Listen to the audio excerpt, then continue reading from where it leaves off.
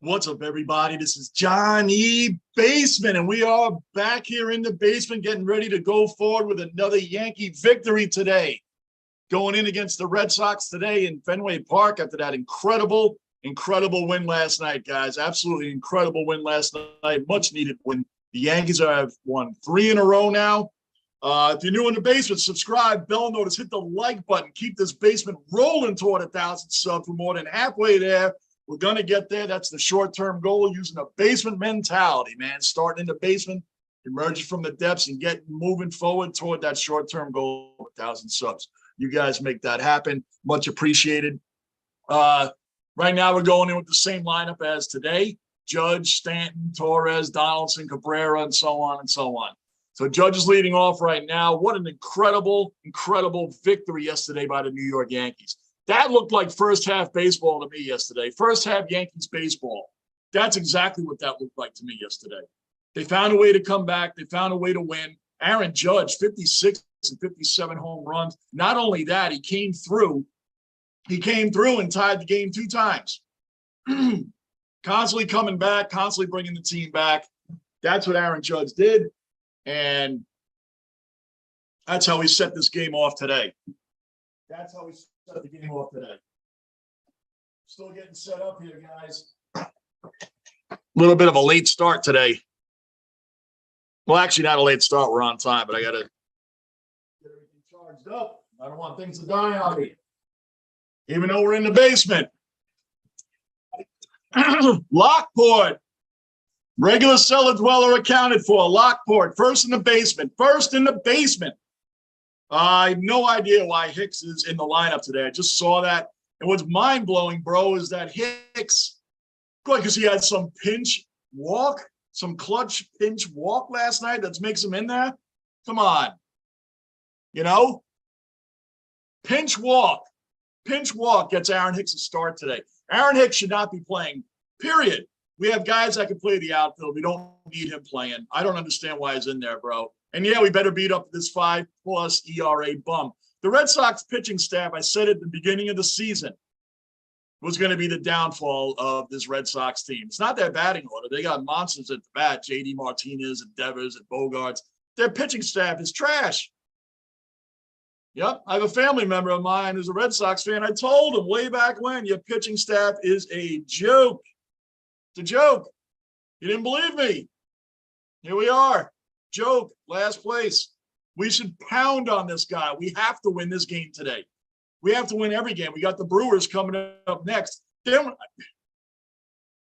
you know what? I hate to use the term easy series because we've seen what the Yankees have done in the second half with quote-unquote easy series. The Red Sox are a trash organization this year. We should be able to beat them again today. Then we got the Brewers, who are actually a really good organization this year. Then we got the Pirates, another trash organization. We should beat the Pirates. I mean, we should sweep them. Then we got the Red Sox again behind that, another last-place team. I mean, these are games that we should just start rolling through, man. These are teams that are beatable. Because then we got the Jays after that. The Jays are 7-3 in their last 10. There's 6 games behind us right now. The Rays are 6.5. No, it's crazy, man, but that's where we're at. Lockport. Oh, bro, we did Lockport. I got to tell you, man, we did Basement Squad Reacts. We did your request, Bobby Caldwell, bro. We did it. We did it today, bro. Lockport. We Basement Squad Reacts. We did Bobby Caldwell song today, man. We tried to do a couple other songs, but of course my mic. There's always something going on in the basement, man. My mic wasn't acting right, man. It just wasn't acting right. So we couldn't. The other 2 videos we did, we had to trash because the mic just was horrible.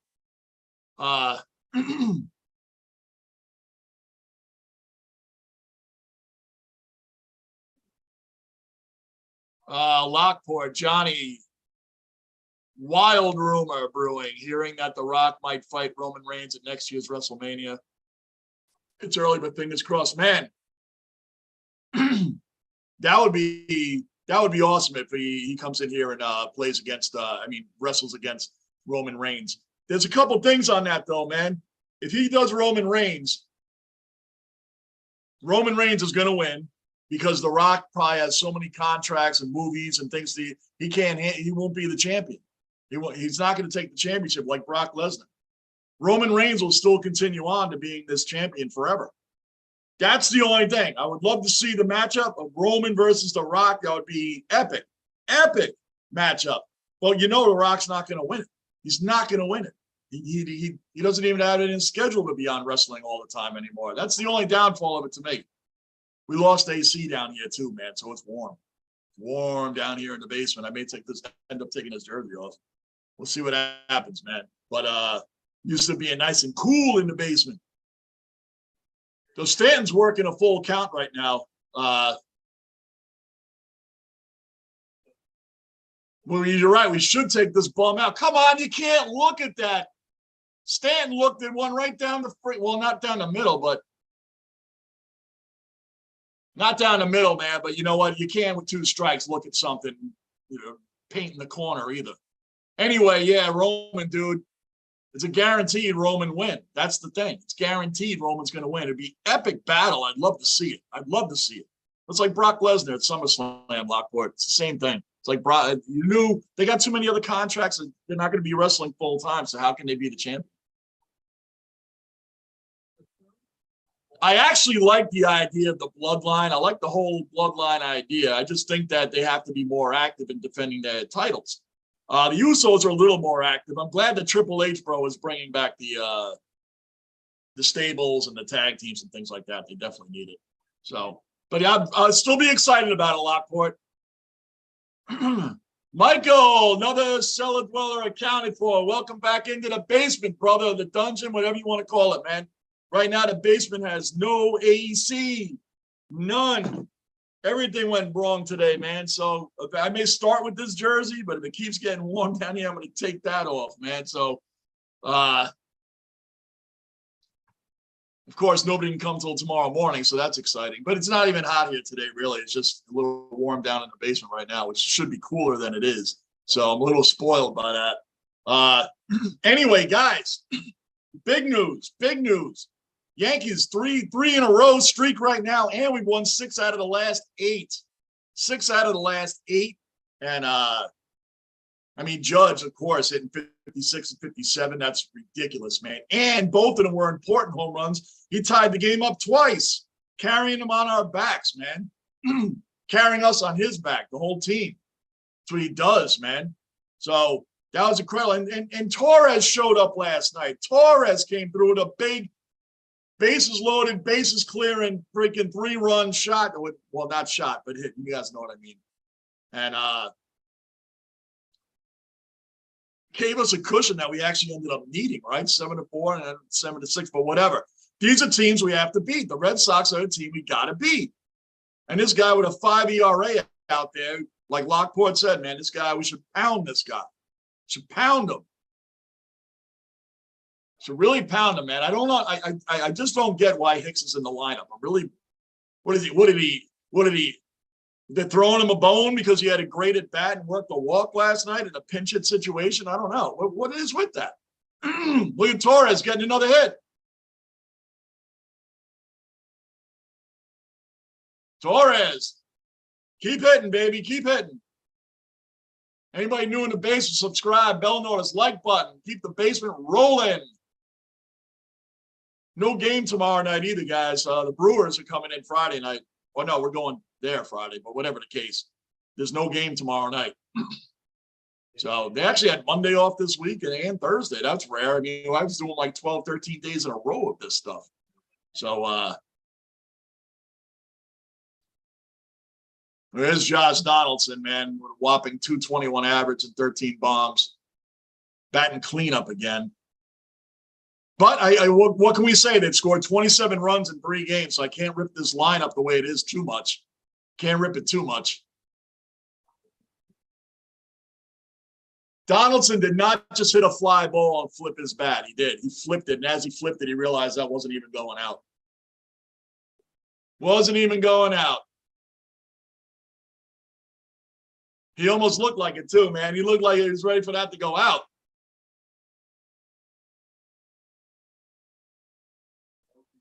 Wow. Raleigh, what's going on? Another cellar dweller in the basement and accounted for. What's up? You're going to do a stream for tomorrow night's Chiefs Chargers? Doubtful. maybe, maybe, maybe, but doubtful. Maybe, but doubtful. I'll let you all know tomorrow. I was thinking about it. We'll see. I got to grab a fan, guys. You guys got to give me 2 minutes. I got to grab a fan. It's warm down here. We lost the AC in the basement. The basement is not very cool today. It's not very cool, man. I got to grab something. I got to grab you guys got to give me 2 minutes. 2 minutes. I got to grab a fan. I didn't think it was going to be this warm down here, but it is. Give me 2 minutes, guys.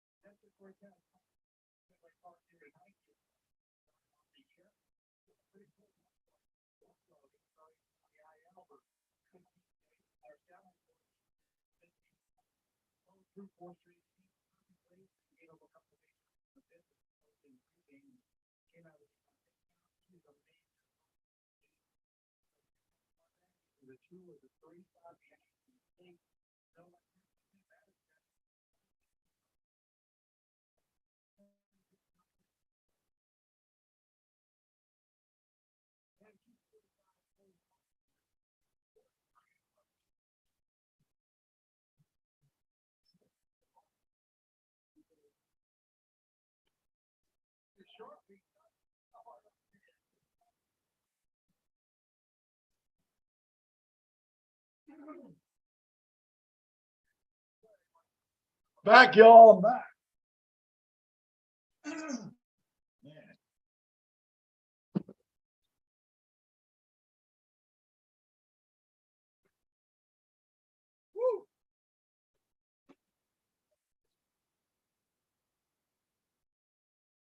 Man, it's just too warm down here, guys. It's too warm down here to thank goodness they're coming tomorrow. Of course, everything happens later in the day. Right? Everything happens later in the day, so a worker can't get there until the next day. It's kind of like getting tooth pain in the middle of the night, right? Whatever the case, we're back on and rolling. So yeah, here we go. Hicks has the start in left field. Why not? I mean, why not Miguel Andujar? He's been hitting pretty well lately. Why not Andujar in left field? Why not Andujar? Why not even Timmy LaCastro? That guy can't hit either, but he's a better outfielder than freaking Hicks is. I can't believe he's in the lineup tonight. Frank.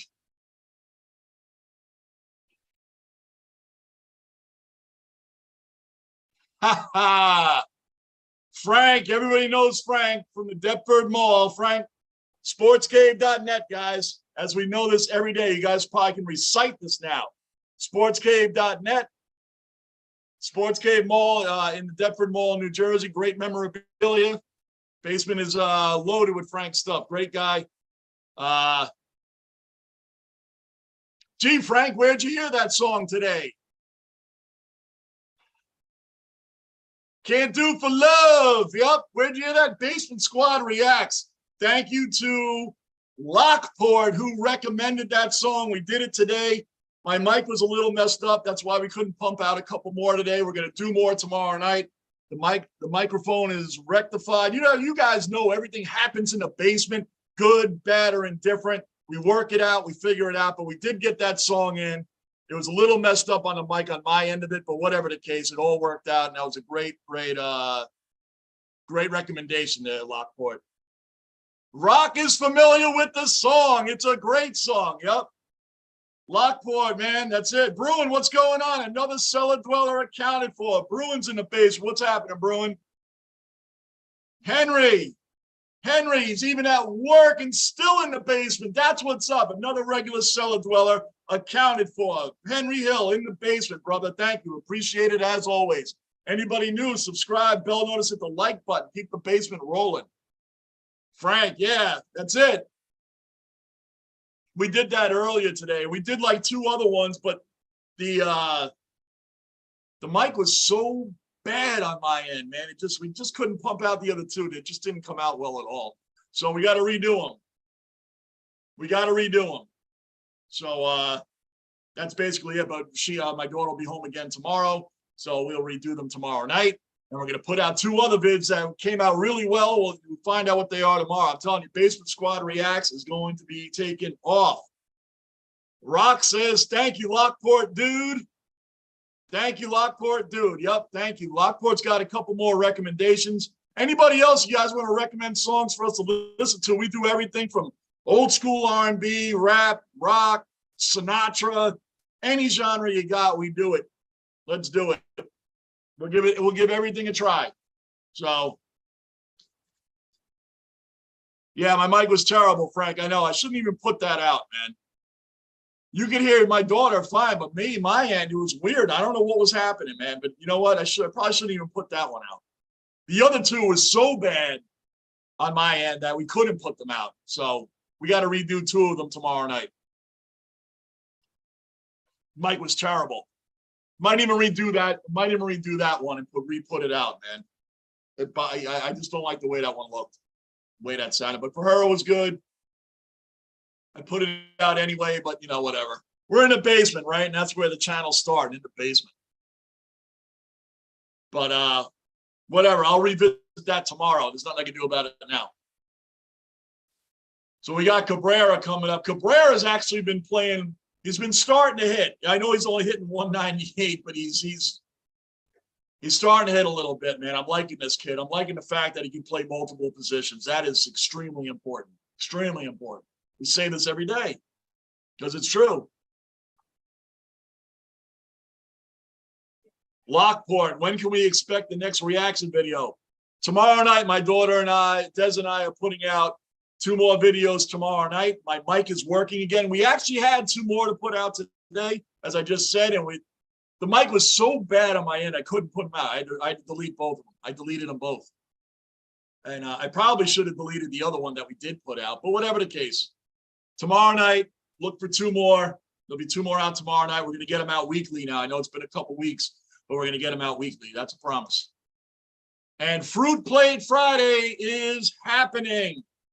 Fruit Plate Friday is happening. I promise you guys. Raleigh and Lockport, that's very important to you two, especially Fruit Plate Friday. You two are very big on and called me out on that. And Mikhailov called me out too. It's very important. Mikhailov also, who won't be here. He'll be here on Friday.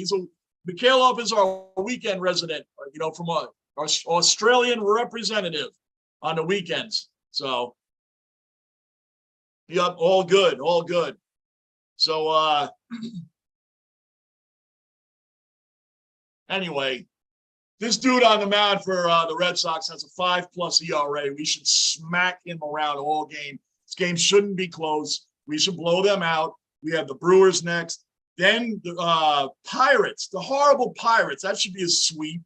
I want to see first half Yankee baseball again. First half Yankee baseball is what I want. That's what I want to see. That's what I want to see. And yesterday really showed a lot of that. We were down a couple of times in the game yesterday, kept fighting, kept coming back in spite of Cole's bad game. And nice play. That was actually a nice play by the pitcher. Guys, when you think about Cole, what is going on with Garrett Cole versus the Boston Red Sox? Seriously, what's going on with that? In 24 innings that he has pitched as a New York Yankee, he's pitched 24 innings against the Red Sox. He's given up 20 runs. 20. Why? Why is he so bad against them? Why do they knock him around all the time? It makes no sense to me. Garrett Cole is a top pitcher in the game, and yet the Red Sox beat him up every time they play him. Every time. They couldn't touch a slider yesterday. Couldn't touch it. But man, Cassis, the rookie for the Red Sox, the guy's hitting .95. It's a 2-run bomb over the monster. I mean, come on, from the left side of the plate. From the left side of the plate. So I don't understand what Cole's issue is when it comes to that, but that's a lot, man. 20 runs in 24 innings pitched against the Red Sox as a Yankee pitcher. That is bad. That's bad. That's really bad. But we don't have to worry about the Red Sox making the playoffs this year, so I guess it won't matter too much, but he's got to get that rectified, man. I don't know why they own him the way they do. I mean, the Red Sox have a decent batting order. It's their pitching that's trash. I said that at the beginning of the year. Their pitching's trash. But their batting order is not trash. Their batting order is respectable. Raleigh, that 70s song took me back to like 2 years ago when I heard it first. Yeah, right, Raleigh. Raleigh, like in your early 20s, you're our Marine representative, man, in the basement. That's right. Like 2 years ago when you first heard it. That's funny.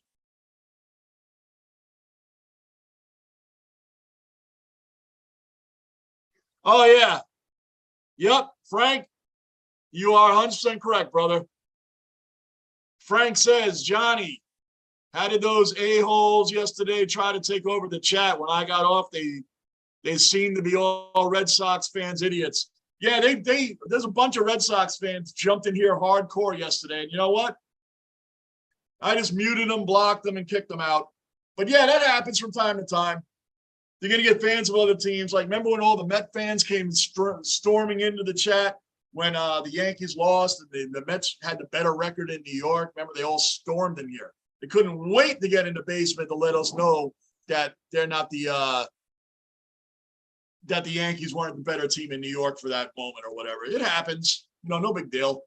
But you know what? They can come in and talk trash. It's fine. But then after a while, when you start getting rude and all that and just dropping curses and F-bomb, see you later. I block you, mute you. Then they won't be back in here again unless they create a whole nother channel or a whole nother, whatever. But yeah, that was expected. But you know what, Frank? They weren't around at the end of the game. No new ones came in at the end of the game. Why? Where would they go? Lockhart, haha, I'm sure you heard it earlier than that. Tupac covered it. Haha, he did cover it. You're right. He did cover it.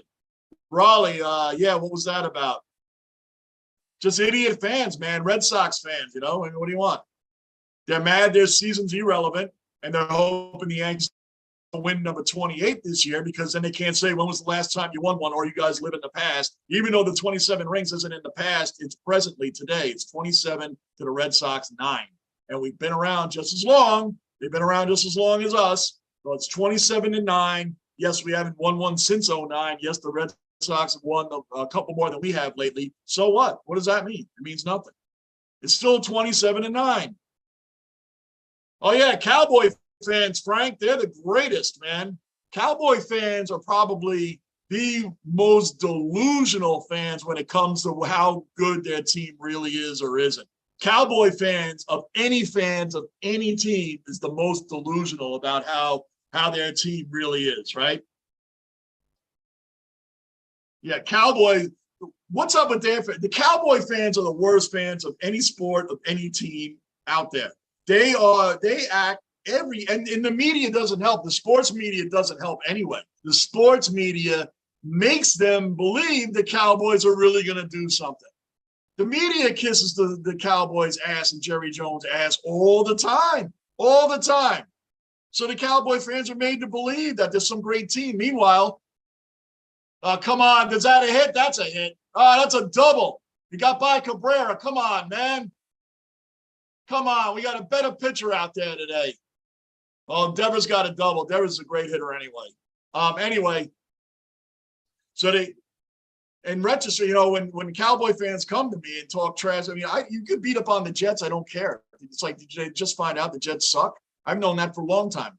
But Mark Sanchez has 4 playoff wins, which is more than Romo and Dak combined. That's where your Cowboys are. Mark Sanchez has more playoff victories than Dak and Romo combined. They haven't even been to the NFC Championship game since Troy Aikman was their quarterback. But they are delusional. Cowboy fans are freaking the most delusional fans of any team in any sport, period. Raleigh, when you lose, just shut your mouth because it's embarrassing to talk trash when your team is in the garbage, Absolutely, 100%. 100%. Cooper Rush MVP. You're right, Cowboys fans. That's right, Raleigh. Cooper Rush. Oh, man, we got Cooper Rush. Whatever. Who cares? Yeah, listen, before Dak got hurt, the Cowboys were doing nothing on offense in that game. Nothing on offense in that game. So Dak getting hurt, it's not like the Cowboys were killing it on offense. And if it wasn't for their defense, particularly Micah Parsons, they would have been losing 35-3. Because there's at least 3 times that the Bucs got in the red zone and had to settle for field goals. So they could have easily been blown out like the Rams were by the Bills on Thursday night, because that's the direction it looked like it was going.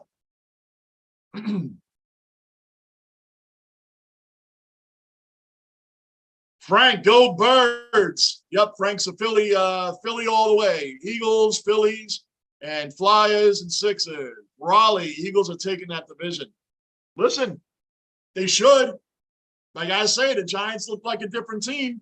Down 13-0 to the Titans. The Giants look good. The Giants look good in game 1. They fought. They came back. While Robert Saleh, my coach for my Jets, is taking receipts on everybody that's mocking and letting them know the Jets still suck. Even though the Jets defense does not suck. The Jets defense is one of the better ones in the game. The Jets defense, watch out for them. It's the offense that's the problem. Anyway, while Robert Saleh is taking receipts, Brian Dable takes over the Giants and is coming back and winning games. That's the difference right now. That's a difference right now. And I like Robert Saleh. I really don't have a problem. Like I said, I wasn't even going to do a Jets thing this week. I was going to leave him alone. I really was. I wasn't going to do a review or anything on him until he said he was taking receipts. I got a house full of receipts of all the things that I was promised as a fan. Eagles can walk to the division title. Wow, Lockport, okay. Well, the Commanders are no good.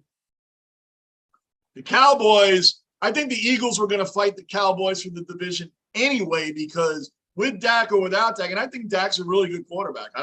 I think that guy gets 110% in every game. I don't think he gives up in any games. I just think he is where he is as a quarterback. I think he puts it all out on the field. I'm not a Cowboys fan, but I'm not going to sit here and say Dak Prescott's not a good quarterback. I don't think he ever gives up in a game. I've seen him enough times to I don't think he's a top 5 quarterback in the game. But even so, like I said, with him, they were having a problem. What are they going to do without him?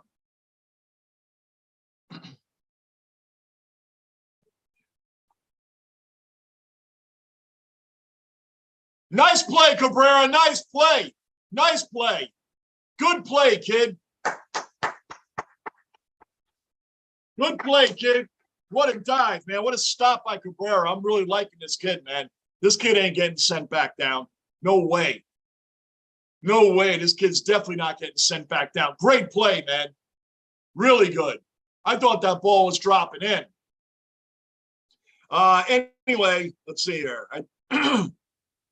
Raleigh, I think if the Jets don't make improvements by next year, you guys might get rid of them. Yeah, absolutely. You know why they might get rid of Robert Saleh?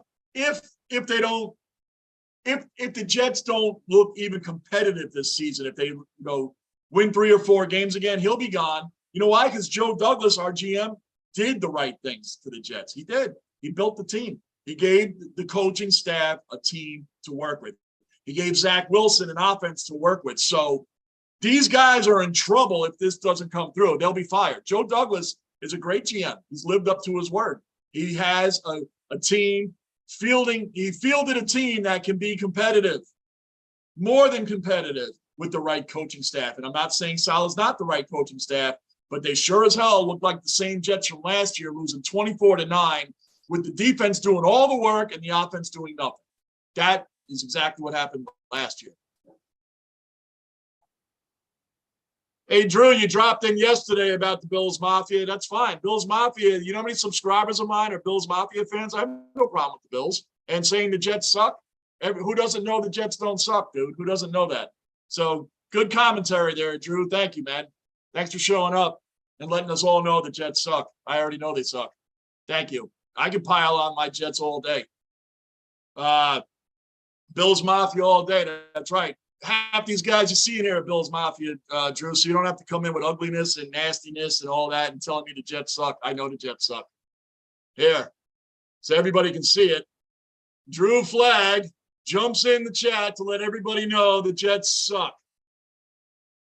I know you do, Drew, and I'm messing right back with you, bro, but watch the language, bro. Drew, watch the language. That's all I'm asking you, dude. You can be in here, man. I know you're a subscriber, and I appreciate you, bro. I'm just messing back with you, man. I know who you are. I know you are, Drew. Just watch the language, bro. That's all I ask for you, man. You're welcome in, Drew. And just do me a favor, brother. Watch the language. I can't show that. I can't show your last one, man. And thank you for subscribing. Anyway, where were we? Oh, so anyway, Robert Saleh, I agree with you, Raleigh. He will be gone. He'll be gone.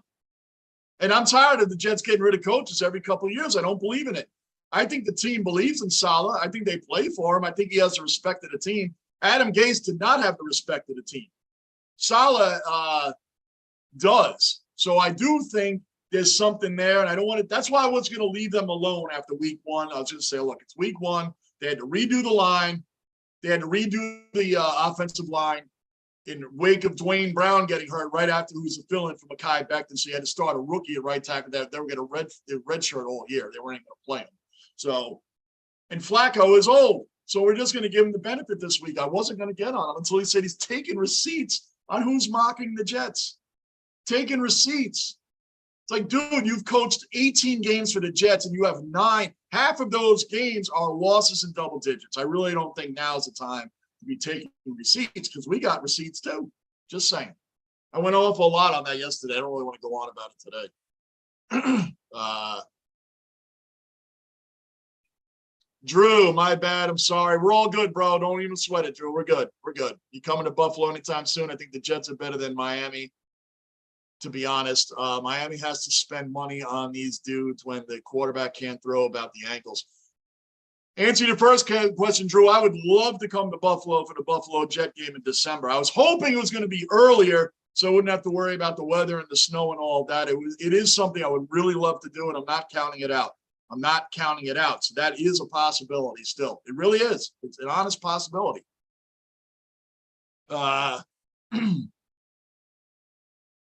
Yeah, Tua hasn't really proven himself. He hasn't really proven himself. He's another one who's kind of, jury's still kind of out on him, man. But Tyreek Hill saying that, what do you say, that like Tua threw a better ball than Pat Mahomes, his last quarterback? That's a little ridiculous, man. Patrick Mahomes is another good play, man, IKF. Patrick Mahomes is a way better quarterback than Tua, so I don't know if Tyreek Hill, disgruntled former employee of Kansas City or whatever else, man, but he's got to – if Miami had an established quarterback, watch out. Watch out if Miami had an established quarterback. Frank, thanks as always for stopping in, Frank. We always appreciate you stopping by, and I'll be seeing you soon, man. Thank you for stopping in, as always. Frank at the Deptford Mall Sports Cave, sportscave.net. He's the guy that gives the $25 gift cards. We've had 3 winners for that already.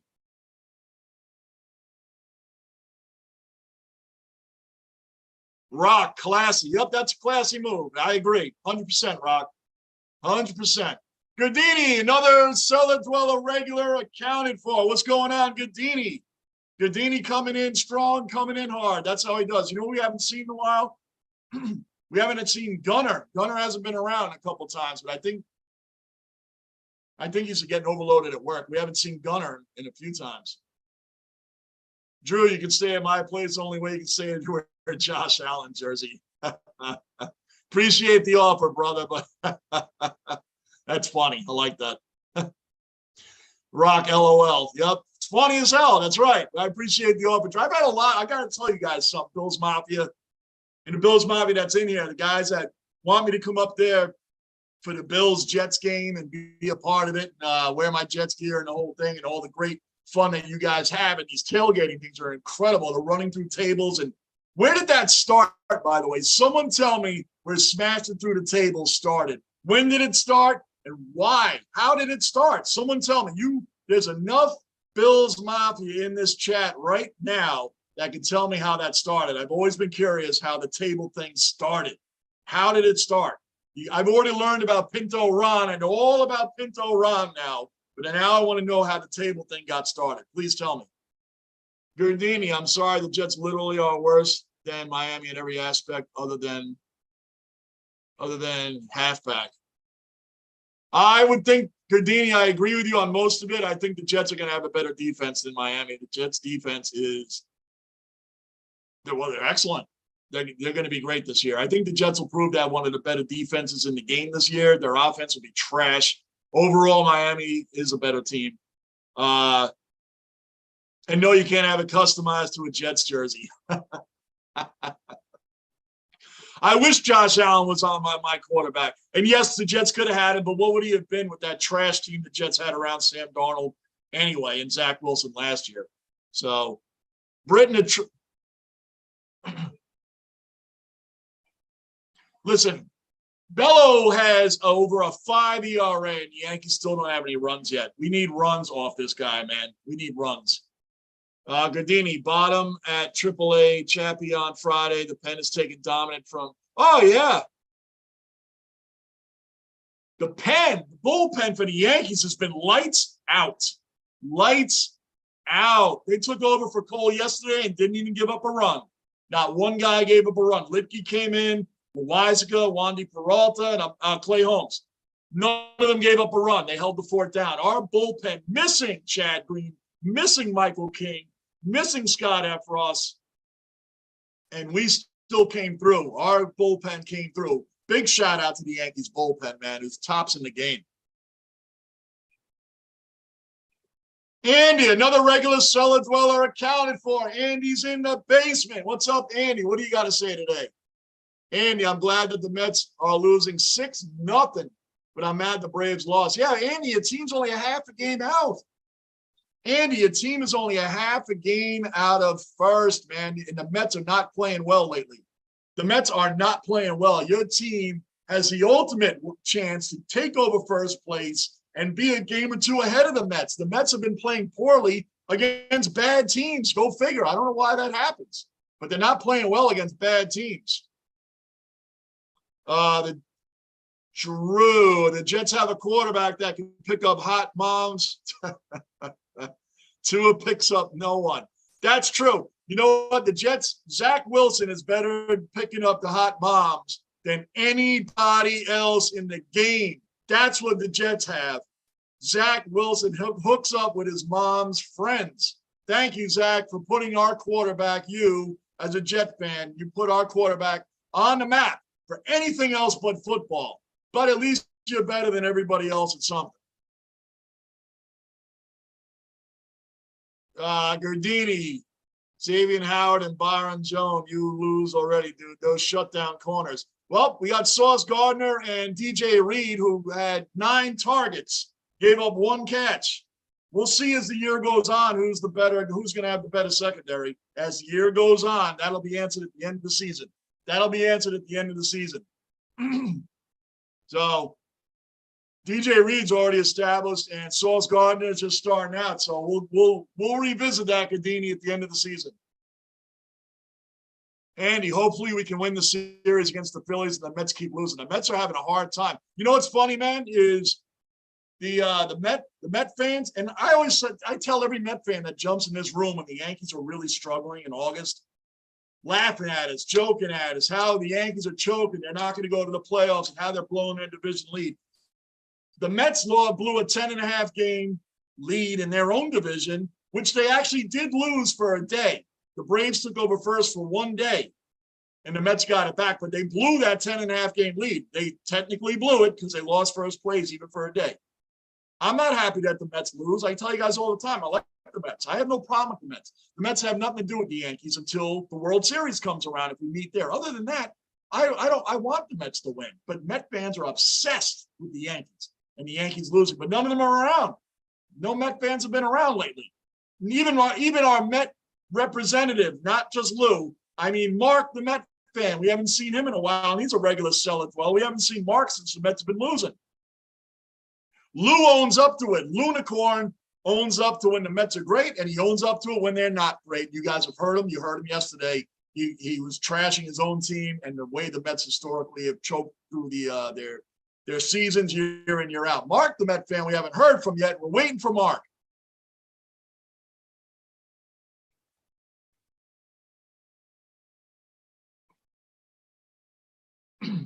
Turbo, another regular cellar dweller checking in from LA. Our LA Dodger and Rams fan. Turbo, what is going on, man? Good to see you in the basement. Always good to see you here. Thank you for supporting the channel. To everybody that shows up every day for these live streams, I appreciate every one of you. Rock, yeah, Turbo.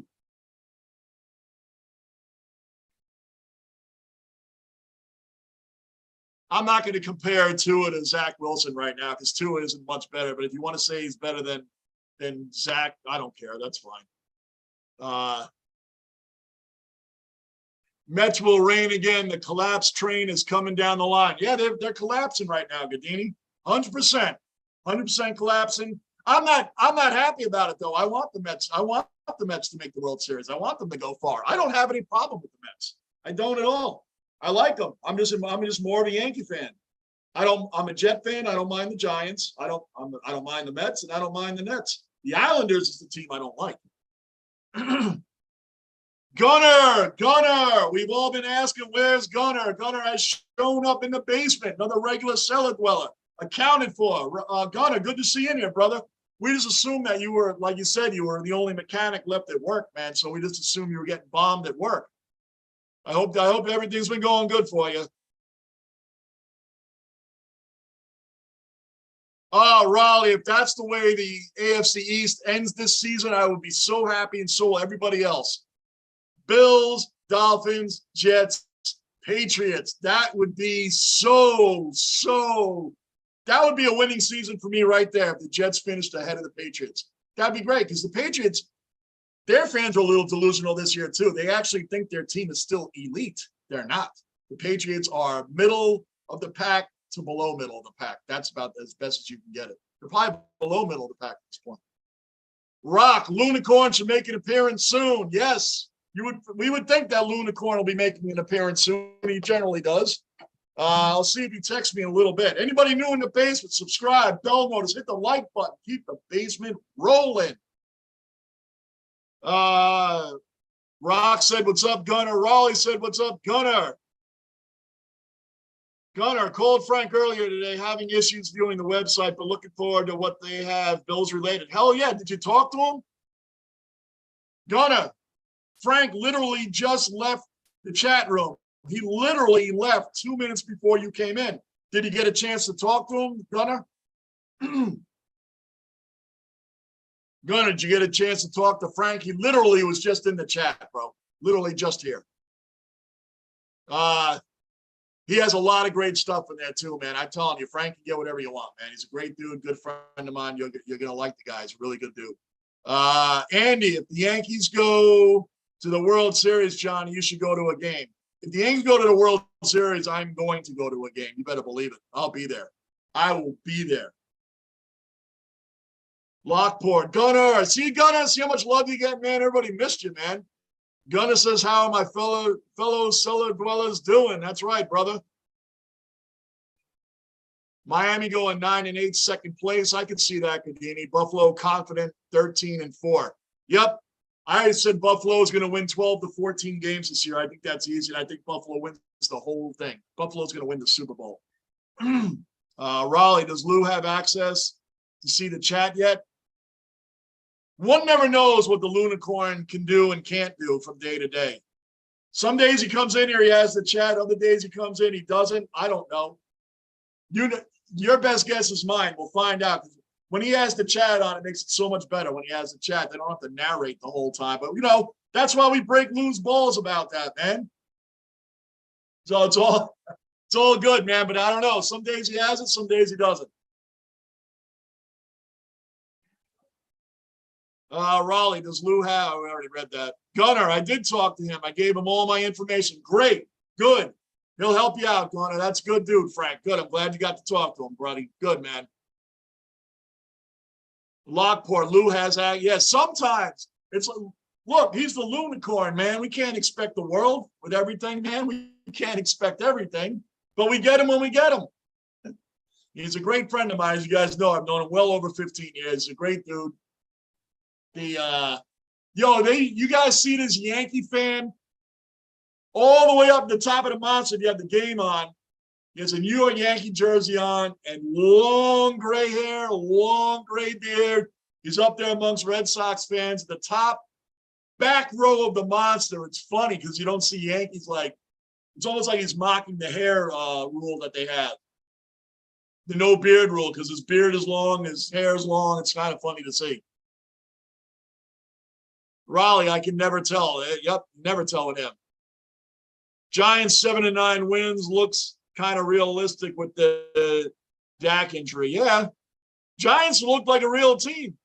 Brian Dable, big shout out to Brian Dable. Giants down 13-0, where last year, the year before, they would have lost. Not yesterday or Sunday.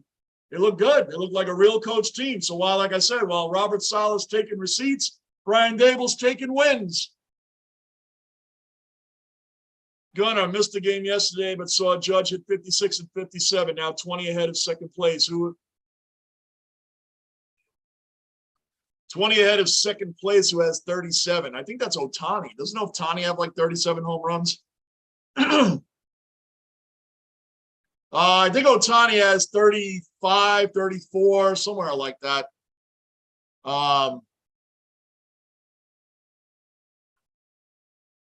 Yeah, we know you missed the game yesterday, Gunnar, but you know how we are in here, man. When a regular cellar dweller is missing, we got to put the word out. We're missing a cellar dweller. Gunnar, you're here every freaking day, which I appreciate. So when we don't see you, we wonder what's going on. The only people we're missing right now is Rick the Ninja, but you never know. Rick the Ninja could actually be in here somewhere right now. We just won't hear from him until later.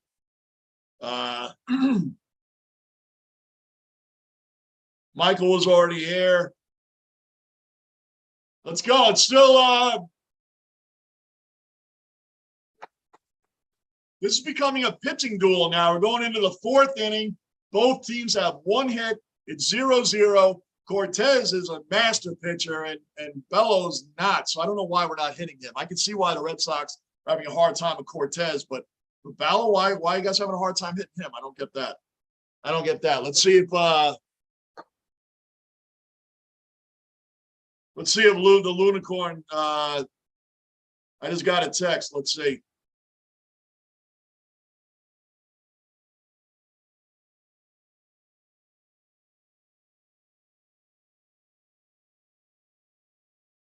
Not yet.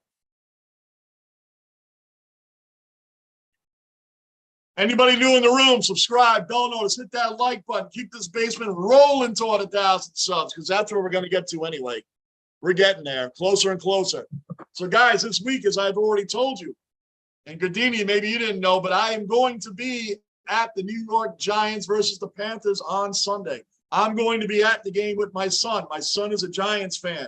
He's smart. He didn't go the Jets route where we get stress, false hopes and dreams, and lied to. I got receipts for that also, Salah, that how many times we've been lied to by the Jets organization.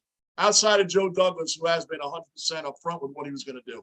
So I will be there Sunday. The Jets play at 1 o'clock Sunday, so obviously I won't be live streaming the Jet game. But I will come in live from Giants Stadium, MetLife Stadium. I still call it Giants Stadium. I'll come in live from there from time to time during that game. It's going to be a great time this coming Sunday, and I'll be at a few Jet games this year as well. So, but my son being the Giant fan that he is, we got to go. And we got to go, and now the Giants look like we'll have something exciting to watch with the line and the way Saquon Barkley took off on Sunday. It was just absolutely great to see. Great to see. Anybody else? What do we got up here? So anyway, we got to win this game today. Look, we got a 6-game lead on the Blue Jays, 6.5 on the Rays. We've restored order. We've won 6 out of the last 8 games. The Yankees are rolling right now. They're rolling. And when we get our team back at full health, when Rizzo comes back and DJ and Carpenter, watch out. The first half Yankees will be back. We've had a lot of major losses. A lot of major injuries. I know teams have injuries, but we had some big ones, man. When you're missing guys like DJ and Stanton at one point, and Rizzo and Carpenter, Benintendi, who's just starting to come around hitting, man. When all these guys are out, that's a lot of production lost. And the Yankees have still held on first place. We're still moving forward. We're still figuring out how to get this thing done. And now we're starting to move. 6 out of the last 8. Yesterday was a classic first half style Yankee game. down 2 and 3 times, different times in the game, came back, took a big 3-run lead and held on in the bottom of the 10th inning to win 7-6. That was first half Yankee game yesterday. That was the first sign of life. Actually, you could say that the last 2 Raid games were, but I mean signs of life in a tight game to where we had to keep fighting and coming back, keep fighting and coming back. It's been a while since Josh Donaldson hit that grand slam like a month ago in the 10th inning. Remember that? We were down by 4 runs and continuously down in that game. That was the last one I could remember in recent memory that we kept fighting and came back on. So that was really good. It was a really good game yesterday. Really well fought game, and the Yankees pulled it out, which is exactly what we should do.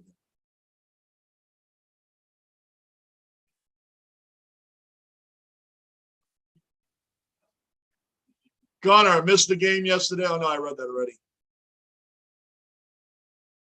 Gardini, do you start over? Gardini, do you agree with Burrow's statement that the Super Bowl shouldn't be a celebrity dinner instead of not letting real fans go with mile-high prices? I didn't hear this from Joe Burrow today. Joe Burrow said the Super Bowl shouldn't be a celebrity dinner instead of not letting real fans go with mile-high prices. Yeah, those prices for the Super Bowl are absolutely ridiculous. I didn't hear about Joe Burrow's statement today. Or if it was today, I'm assuming it was. I'll have to look it up to see what he said so I can give you a better comment on that. Raleigh, I've always hated that about the Super Bowl. Most people there aren't the real fans. Imagine having the Super Bowl at your home stadium if you had the higher record. I'm just going to guess here from what you guys are saying that Burrow basically said allow the real fans there and not celebrities. Right, a lot of celebrities outside of some. Whoa! He came close to hitting Donaldson, man, in the face. What's up with that, Bello? And why is Bello not giving up runs? The guy's over a 5 ERA. All right, it wasn't as close as Donaldson made it to be. Yeah, if you notice, outside of guys like Jack Nicholson, Spike Lee, these guys are at games no matter if the team is great or bad. Those are like real celebrity fans. When the Lakers were bad, Nicholson was still there. When the Knicks were really bad, not even were, they are really bad. And Spike's at every game. Spike's at the Ranger games too. I mean, these are guys and celebrities that are real freaking fans. The other ones, yeah, half of them don't even know what's going on. It's like an owner that buys a team and really doesn't care about the team. They just do it for status or, it's cool or whatever. They aren't guys like Mark Cuban or Steve Cohen for the Mets, who's a diehard Met fan, and he's a billionaire and owns the team and hooks the team up. So Burrow said that he wants real fans there more than celebrities, and that's pretty cool. Again, I'm just going off what I'm reading here, so I don't know. I got to look up the statement.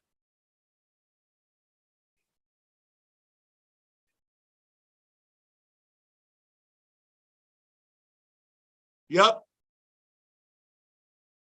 Yep, all those injuries, Gardini, all of them. And people say, you can't blame injuries. Yeah, you can. In some areas, you can blame injuries because that's a whole hell of a lot of big names there. Gunnar, they shouldn't give any team home field advantage. They should decide who hosts it when the playoffs start and pick a city of an eliminated team. The problem with that, Gunnar, it's a good idea. It's a good idea, Gunnar, but the problem with that is that's too late of planning. When the playoffs start and you pick a city of a team that's already eliminated, the city doesn't have time to prepare for a Super Bowl at its city. It wouldn't be enough time at the start of the playoffs. They need to know that well in advance. That's the only reason that wouldn't work. It's a good idea because guys playing the home game anyway is so rare. Usually they're in the cities of teams that are bad anyway until Tampa became great. But that's the only reason that wouldn't work, Gunnar, is that the city needs the time to know when they're that they're having a Super Bowl in their city. You got to prepare for that. You got to prepare for the hotels. Got to prepare. The police have to prepare for the whole extravaganza that's going to be marching around that city for 2 weeks. So it's a good idea, but it wouldn't work for that reason. Hold on. There you guys are. He talked about Colin Cowherd. I'm pretty good at watching these things, but I didn't see it today, man. I missed it. Like I said, I'm going to look it up. I'll look up exactly what he said, but I get the idea from you guys that he basically is saying that he'd rather have real fans there than celebrities there. Because the Super Bowl, when I was growing up, here I am sounding like an old man, but when I was growing up, the Super Bowl wasn't that big. I mean, the game itself was a big deal, but the celebrity thing and the commercials and all that really wasn't a big deal in the early 80s. It was like the Super Bowl, you played it. They had some, you know, some fanfare, some celebrity there, but it wasn't like it is now where like, like to me, the commercials were funnier when they weren't trying. Like now it seems like everybody's just over trying to get these commercials to have every single one of them funny. Some are funny, but I think they were funny before they knew they were trying to be funny. That makes sense. The Super Bowl itself, I'm not a big fan of anymore because of all the whole setup to the thing. I just want to see the game. I just want to see the game. I don't care about the rest of it. I really don't. I don't even care if you had my favorite band playing at halftime. I care. I want to see the game. I don't care about the rest of it. I really don't. As a fan, I just don't. I may be in the smaller category of people like that because I know friends of mine that love the whole Super Bowl or the extravaganza, the lights, the cameras, the celebrities, the big outpouring of fake fans, I guess you could say, with other people. But you know what? To me, it's just I just want to see the game. That's it. That's how I am with that.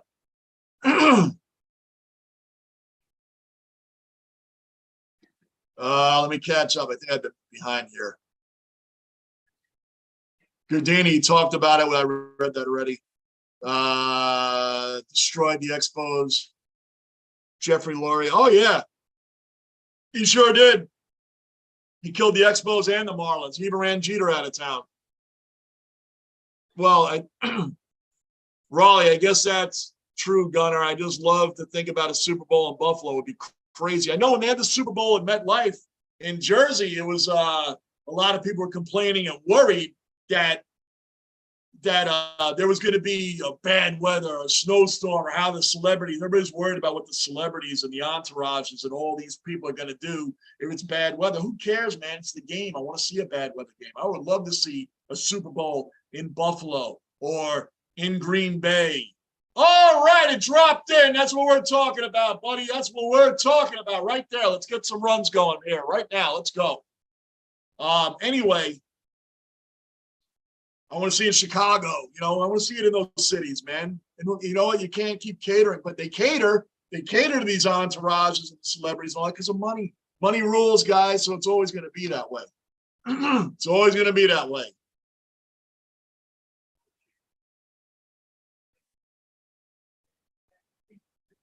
I guess that's true, Gunnar. I love the thought about a Super Bowl. I read that. Gardini, a month feels like more than enough time.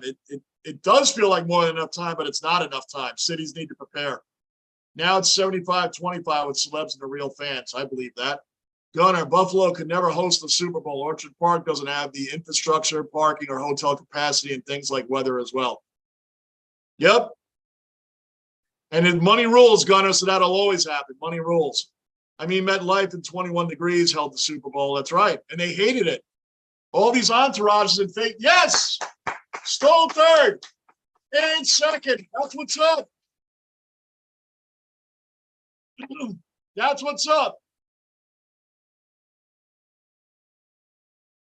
That's the bellow we're looking for. That's the 5 ERA pitcher we're looking for. Look at Glaber, heads up running, man. As the catcher was throwing it back to the pitcher, he just throwing it back, and Glaber took off, man. What a heads-up play. What a heads-up play, Glaber. Look at that. Look at the Yankees trying to manufacture runs. Look at the Yankees trying to manufacture runs. What a heads-up play by Glaber, man. Wow. Just throwing the ball back to the pitcher, and he stole third and second. That's what's up. Look at the Yankees trying to. Now we got to get him in. Now we got to get him in. Come on, IKF. Just foul.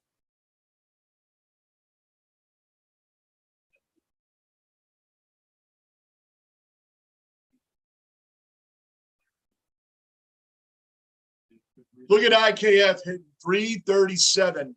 337 with runners in scoring possession. IKF. 337 with runners in scoring position lately. That is killer. That is killer. Come on, IKF, get these guys in. Let's go, dude. Let's go. Boston has some crappy pitching, man. We should be able to dominate. Should be able to dominate. Let's go, man. This dude's fourth inning, second and third, one out. We need to get these runs home. Need to get them home, guys.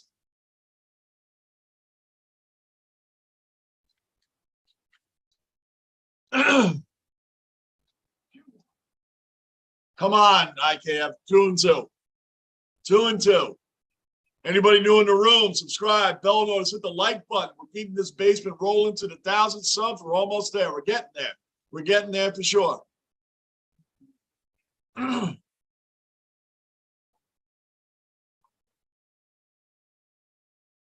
Unrelated note, Luke Voigt just hit one. 448 feet. Wow.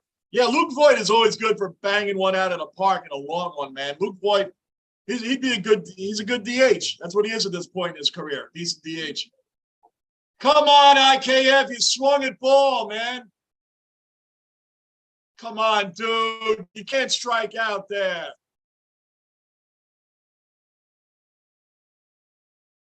I can't believe he swung at that, man. His numbers are excellent runners in scoring position, man. Now here we go with Marwin Gonzalez, who actually has been hitting lately, even though he's hit 192 overall. He has been hit. Come on, we have second and third with one out, guys. I mean, now it's 2 outs. We need to get this freaking runners home, man. Especially after the heads-up stolen bases. We can't let that sit. Come on, Marwin.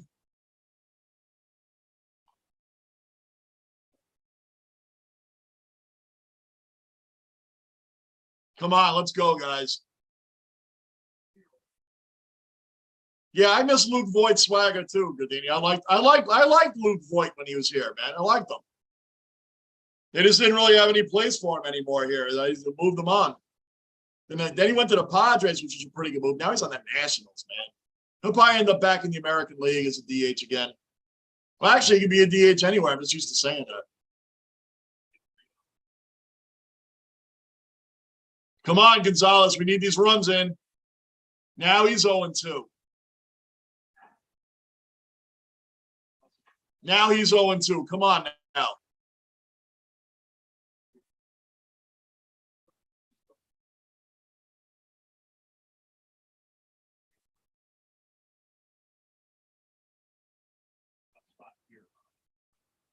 Come on, dude. 0-2. Let's go. And this pitcher the Red Sox have sucks. I can't believe you can't hit this dude, man. Come on.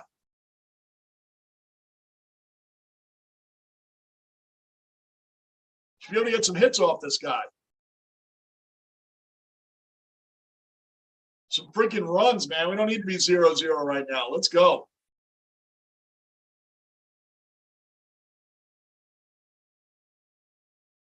All right, keep alive. Keep alive.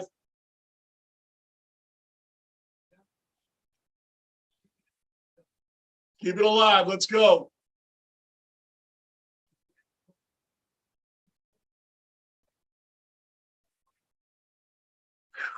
Man, and they have the shift on it. See, if Gonzalez knew how to hit it down the freaking – if he dropped a bunt right now, just dropped a bunt, we're scoring a run. He drops a bunt down the third base line, we're scoring a run, and he's going to be safe. There's nobody over there. Nobody. Nobody over there.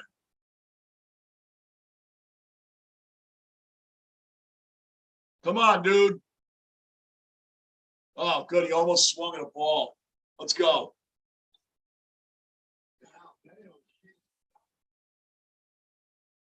I mean, Glaber's like halfway down the third base line.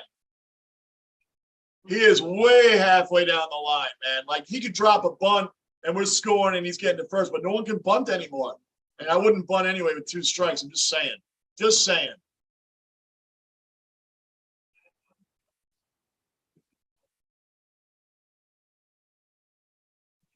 Yep, he's distracting the pitcher. This is good by Torres. He's halfway down the line. There's nobody near third, so why not? Yep, now that's good. 2-2. Torres is distracting the pitcher. He's distracting the pitcher, man. This is cool.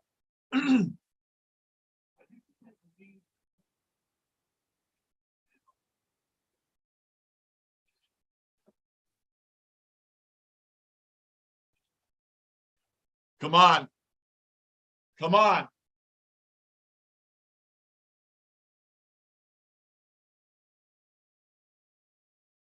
That's not going to get it done, guys.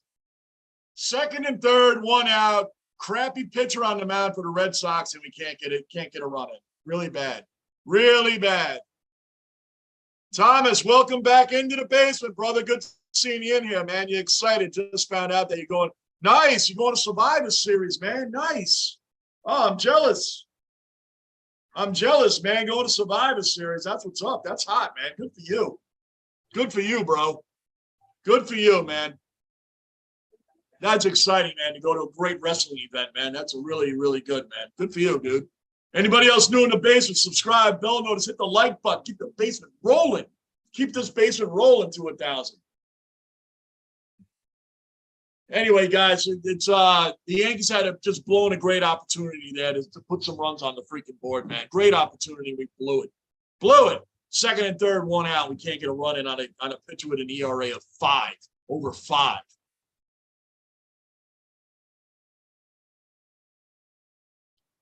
Thomas, let's go. 26th anniversary of The Rock. I know. Can you imagine? It's 26 years already. 26 years of The Rock. Incredible, man. Wow. I know Lockport was just talking about The Rock may come to WrestleMania and wrestle Roman Reigns, which would be an epic battle. It would be an epic battle, The Rock versus Roman Reigns. The only thing about it is we know The Rock's not going to win. We know he's not going to win because he doesn't even have the time to be the champion. He doesn't. He doesn't have the time to be the champion. Roman Reigns is going to continue on. How long is Roman going to be the champ? It's over 2 years now. The Usos are adding on to the bloodline, bringing in Solo now, the other brother. So I do like that Triple H is bringing back stables. He's bringing back tag teams. He's bringing back a lot of wrestlers like Braun Strowman, man, that have, a lot of guys that Vince got rid of. He's bringing them back, and I do like that. Hit Row just came back, tag team. He's probably going to do a little bit more with the tag teams, man, which I really think they had the Profits going against the Usos for too long, man. It's just too long. Gunnar, what's everyone's prediction for Bills versus Titans? I'm going 35-21 Buffalo. I'll go even better, Gunnar. I'm going to say 28-10 Buffalo. 28-10 Buffalo. And I am doing that game. You guys will see me Monday night, Bills, Titans, right here in the basement. Doing Bills, Titans right here in the basement. Monday night, we're doing it.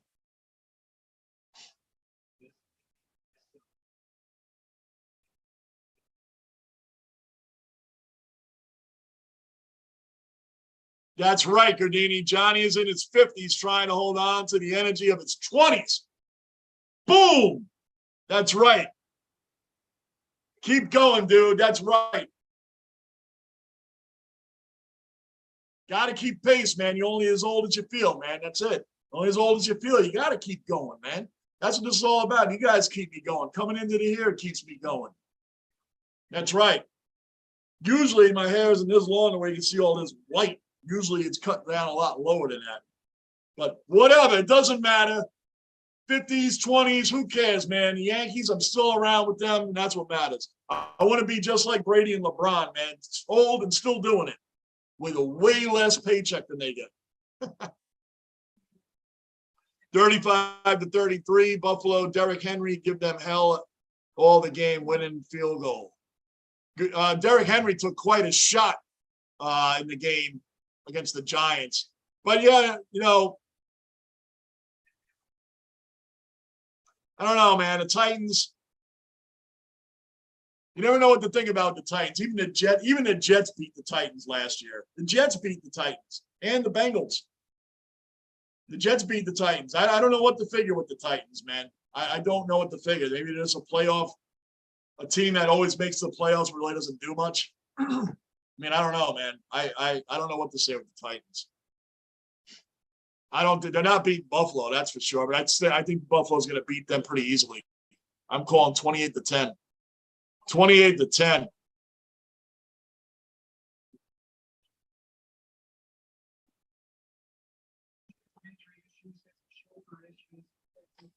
We're in a pitching duel here. Cortez, great pitcher. Bello, not.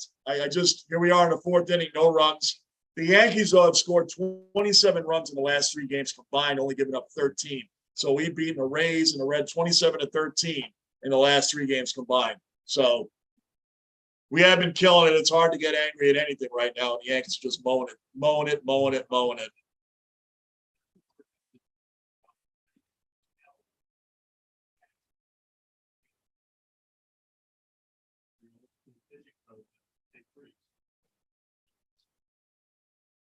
My best memory of all is the time. Oh, the Norman stiff arm, yeah.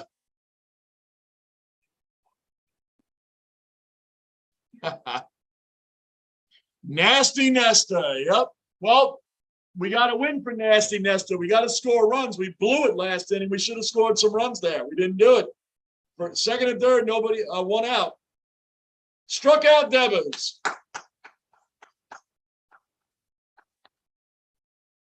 That's Nesta's 5th strikeout.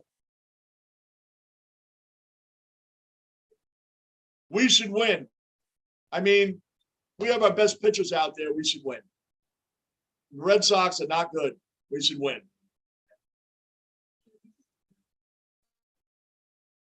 That was safe. You're watching it. You see that leg kick move by Cortez? That was different. Really interesting. Kind of gave Devers a little different angle to look at, man. Probably threw him off a little bit. You do whatever you can to throw off an incredible hitter like Devers, man. Whatever you got to do to throw him off will work, because Devers and Bogarts are the biggest things in their lineup, man. JD Martinez too, but those 2 guys for the most part are the guys you got to worry about, Devers and Bogarts. I want to see Red Sox fans if they actually don't re-sign Bogarts. Are the Red Sox going to give up Xander Bogaerts and not re-sign him?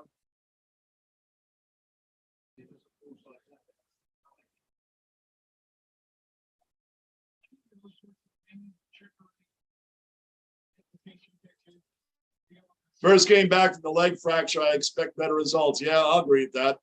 Henry didn't look great versus the Giants, so I don't know. Yeah, he didn't look great. He got smacked around a little bit. He got smacked around. Look at that. Boston has 1 hit through 4 innings. We're going into the 5th inning.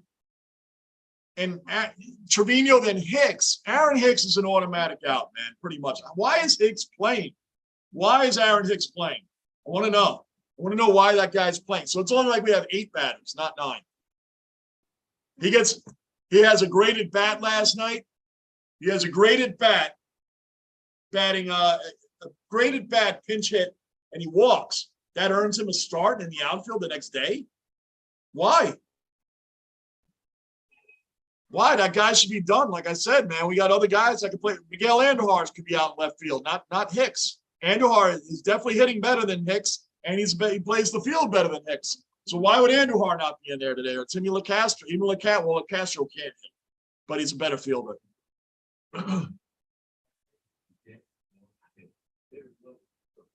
Gunner, I doubt he'll make some massive jump in game 2. Oh, you're talking about Derrick Henry?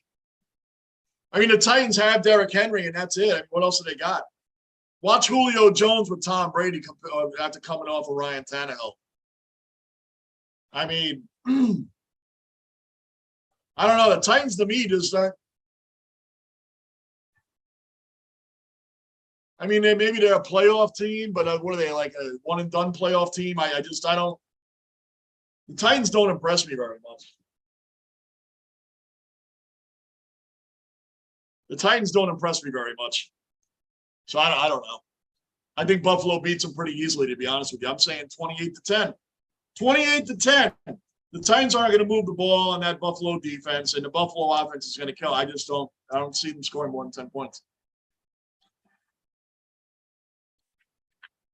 I know. Lockport, 35-10 Bills. Titans only scored 20 against the Giants, right? Well, you and I agree on that, Lockport. I said 10 for the Titans also. I just say 28 for Buffalo. You want to say 35? That's fine. We agree 10 points. The Titans aren't scoring any more than 10 points on that Bills defense. They're just not doing it. It's not happening. Not happening. Now, the Yankees had to make up for blowing runners on base last inning against this trash pitcher.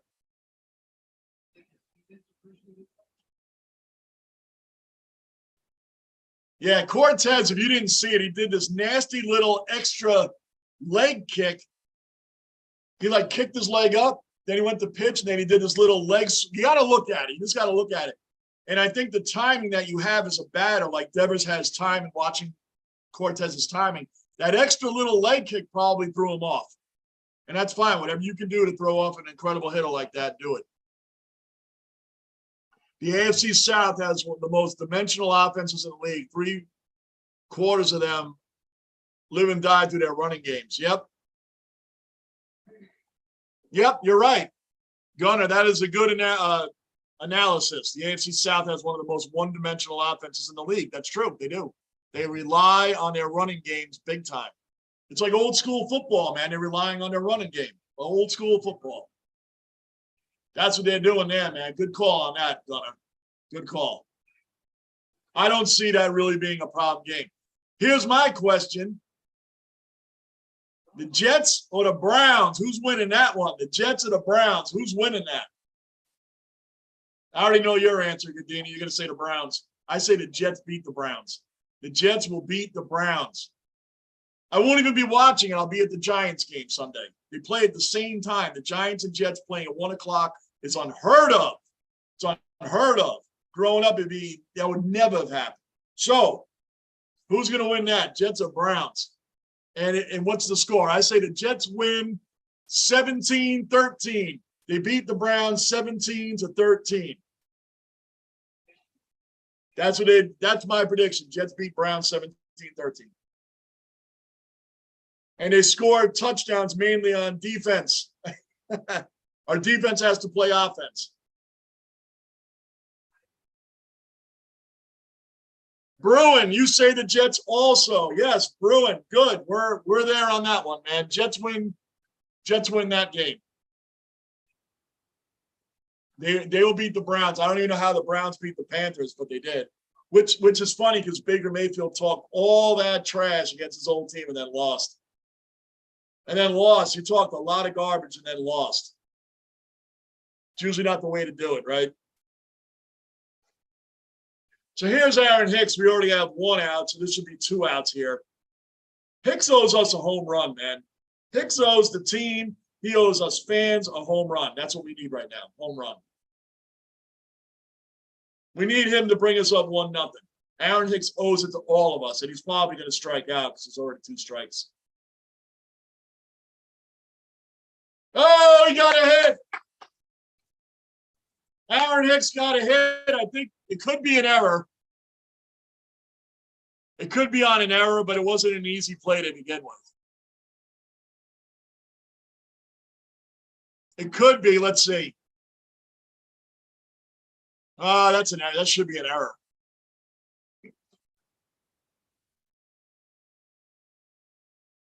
Well, now Aaron Judge is coming up. Judge is coming up. Let's go. Let's go, Aaron Judge, baby. Let's go. Come on. Dude's hitting .310 with 57 home runs, guys. Come on. Come on, Aaron. This is your time, man.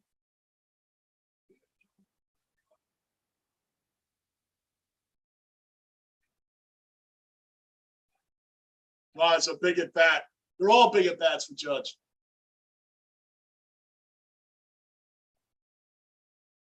Whoa, that was a ball?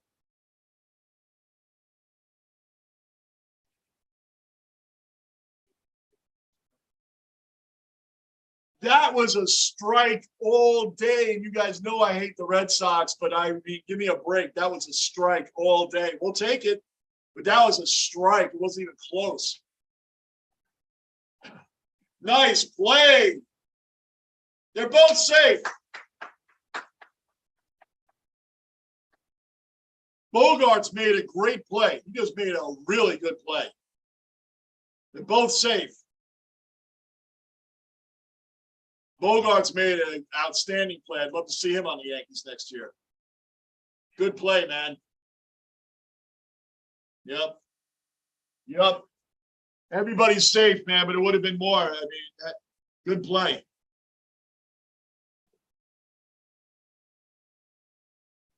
Okay, we got runners on base again. We need to score. Need to score.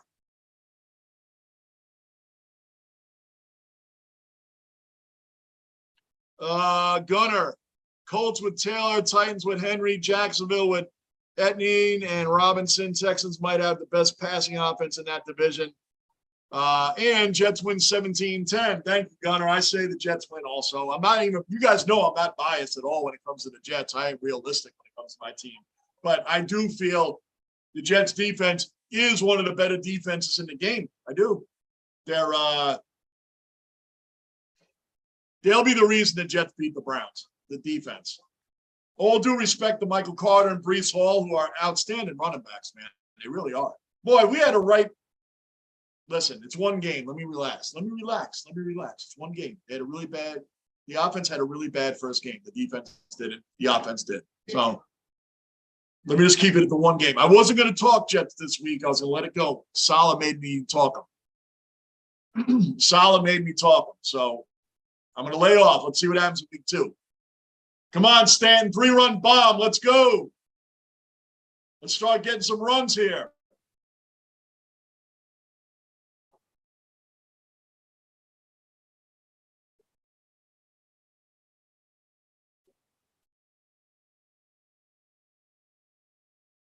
Stanton is just missing, man. He's just missing. Just missing. We need to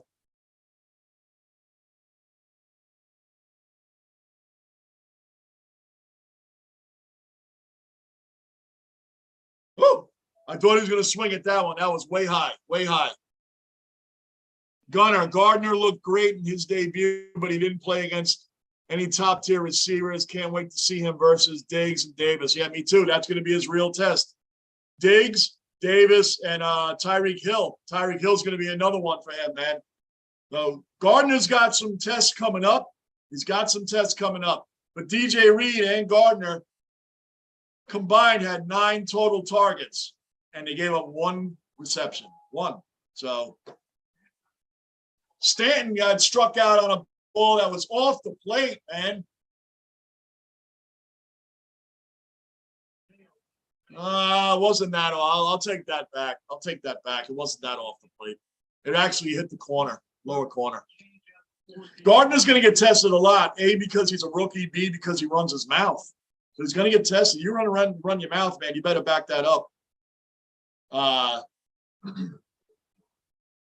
Gleyber Torres has had 438 average in the last 4 games, man. This guy has been on fire with runners in scoring position. So here we go. We 2nd and 3rd, 2 outs. We need these runs. Gleyber, come through again. Come through again, Gleyber. Come through again, man. What other big games is coming out? Who do you guys think is going to win tomorrow? Chiefs or Chargers? That's a big one.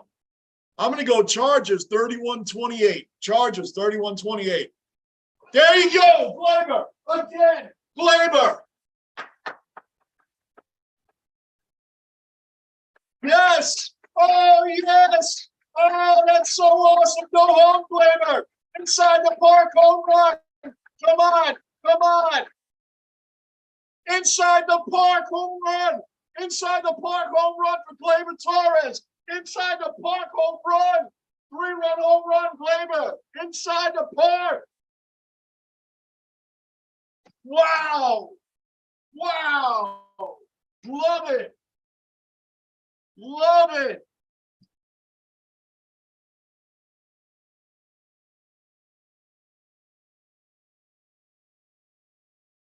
Wow.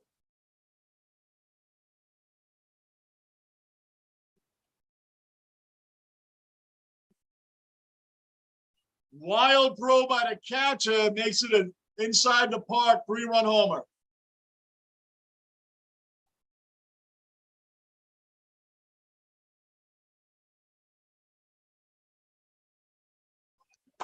Donaldson with a hit. 3-0 Yankees. Now we're rolling. Donaldson first pitch swinging, drops one in no man's land. I wonder if they're going to give an error on a wild throw on the catcher, or if they're going to give that an inside the park home run. Wow.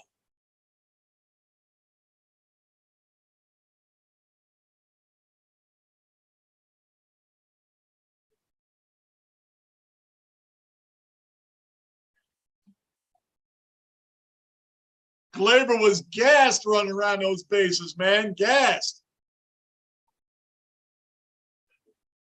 Gardner looked, I already read that one. Andy. I don't get it, Johnny. Your Yankee streams never freezes up, but your football stream does. Yeah, Andy, that was a weird time there. I don't get it either. We're going to test it again, though, Andy. Buffalo versus the Titans Monday night. I'll be live streaming that. I'm going to be at the New York Giants game Sunday, so I won't be doing the Jets. They play at the same time. So the Jets I'll be doing the following Sunday. But this Monday, Bills, Titans should be able to go through. I've had some computer issues, Andy, and internet modems and all that type of thing going on. So it hasn't been good. It hasn't been the two live streams I try to do in football this season, both of them freeze up and I have issues, man. So we're in the basement, bro. I lost air conditioning in the basement today. So it's just been a mess, man. Everything happens in the basement. We know that. Don't worry, Andy. Football's back. It's going to be back for the rest of the year right here in the basement, bro. Gunner, I think Chiefs, sadly, Chargers put a few players as out for the game earlier today. Keenan Allen has been ruled out, and Jackson is questionable. Oh boy, I didn't know that. I might have to recant my last prediction.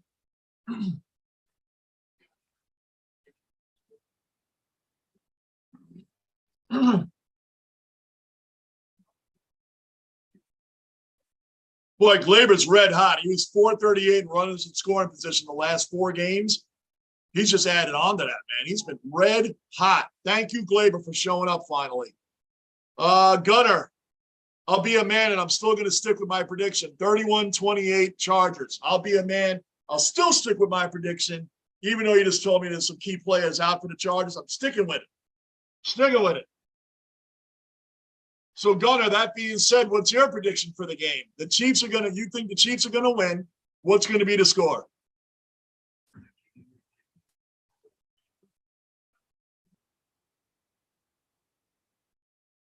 Wow, that's going to be amazing, man. Andy, what's up with your did the Braves play today? Are they playing? I didn't check any scores yet today. I should check some scores. I should check some scores right now.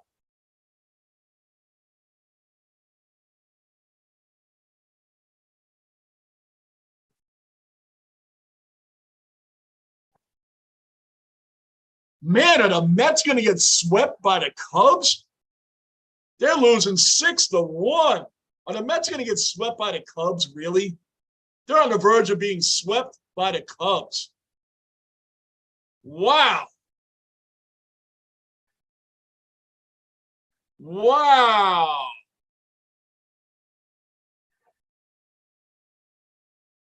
And of course, oh, Andy, yeah, your Braves lost. I see that. Andy, your Braves lost. And the Mets are about to get swept. You guys could have been in first place again.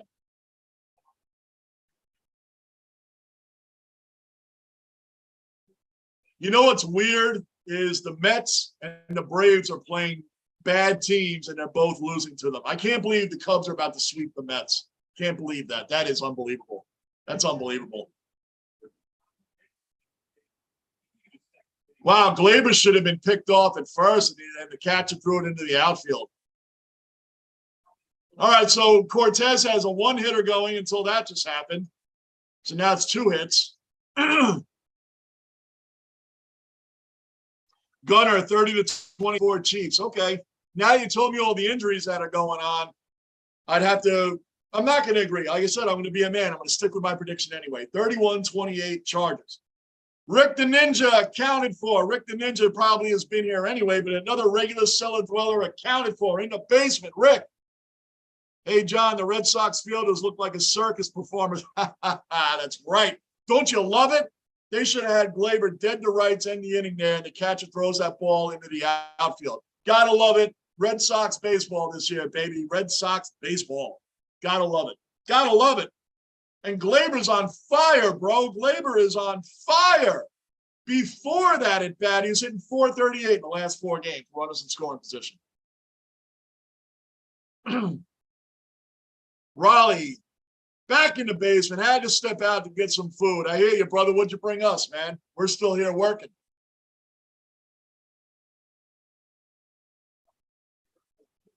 Nothing wrong with food. That's right. I want some. What'd you get, Raleigh? At least share with us, Raleigh. What did you get? What'd you get, man? Come on. At least share with us. Make us jealous, man. Raleigh leaves to get food. Raleigh, I bet you it's not a fruit plate, which I'll be bringing Friday. You guys will be loving that. Loving it. Anyway, anybody new in the basement, subscribe, bell notice, hit the like button, keep the basement rolling toward 1,000 subs. We're almost there, guys. We're almost there. We're over 700 now, working our way there. You guys make that happen, not me. You guys make that happen. You guys have been great for this. It's been a lot of fun coming in here. Now we got hockey season coming back, man. The Rangers is coming back. I feel better about the Knicks coming back this year. I'm still like this with the Jets, man. I just want to keep telling myself it's one game. Cautiously optimistic about the rest of the season. So we'll see. Woo! Cortez mowing him down, baby. Mowing him down. 7th strikeout. 7 strikeouts for Cortez. Keep it rolling, brother. Because our bullpen's got him, too. Our bullpen is lights out. Bullpen is lights out.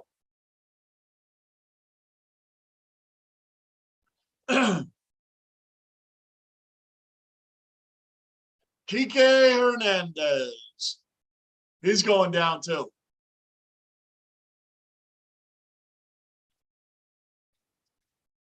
This game's moving right along, too.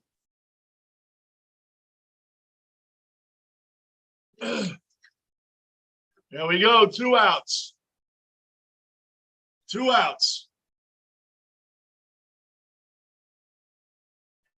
Raleigh, you are right, Johnny. It's not a fruit plate. It's a small Chinese. It's a small Chinese place, some orange chicken, fried rice, and walnut shrimp. I want some. Man, that sounds good, dude. Raleigh's got Chinese food, everybody. Orange chicken, fried rice, and walnut shrimp, man. That sounds really good, dude. Really good. Good call, man. Uh-oh.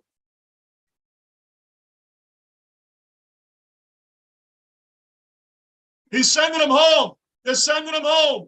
He's home. All right, Boston got a run on the board. Boston got a run on the board.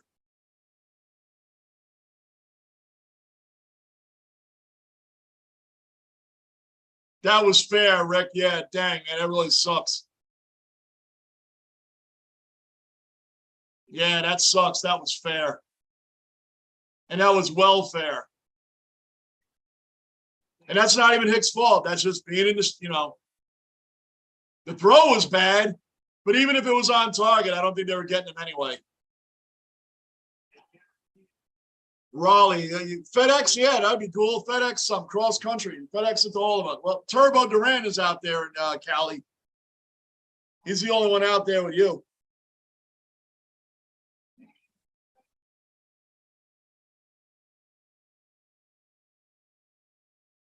Man, that sucks. That ball was fair.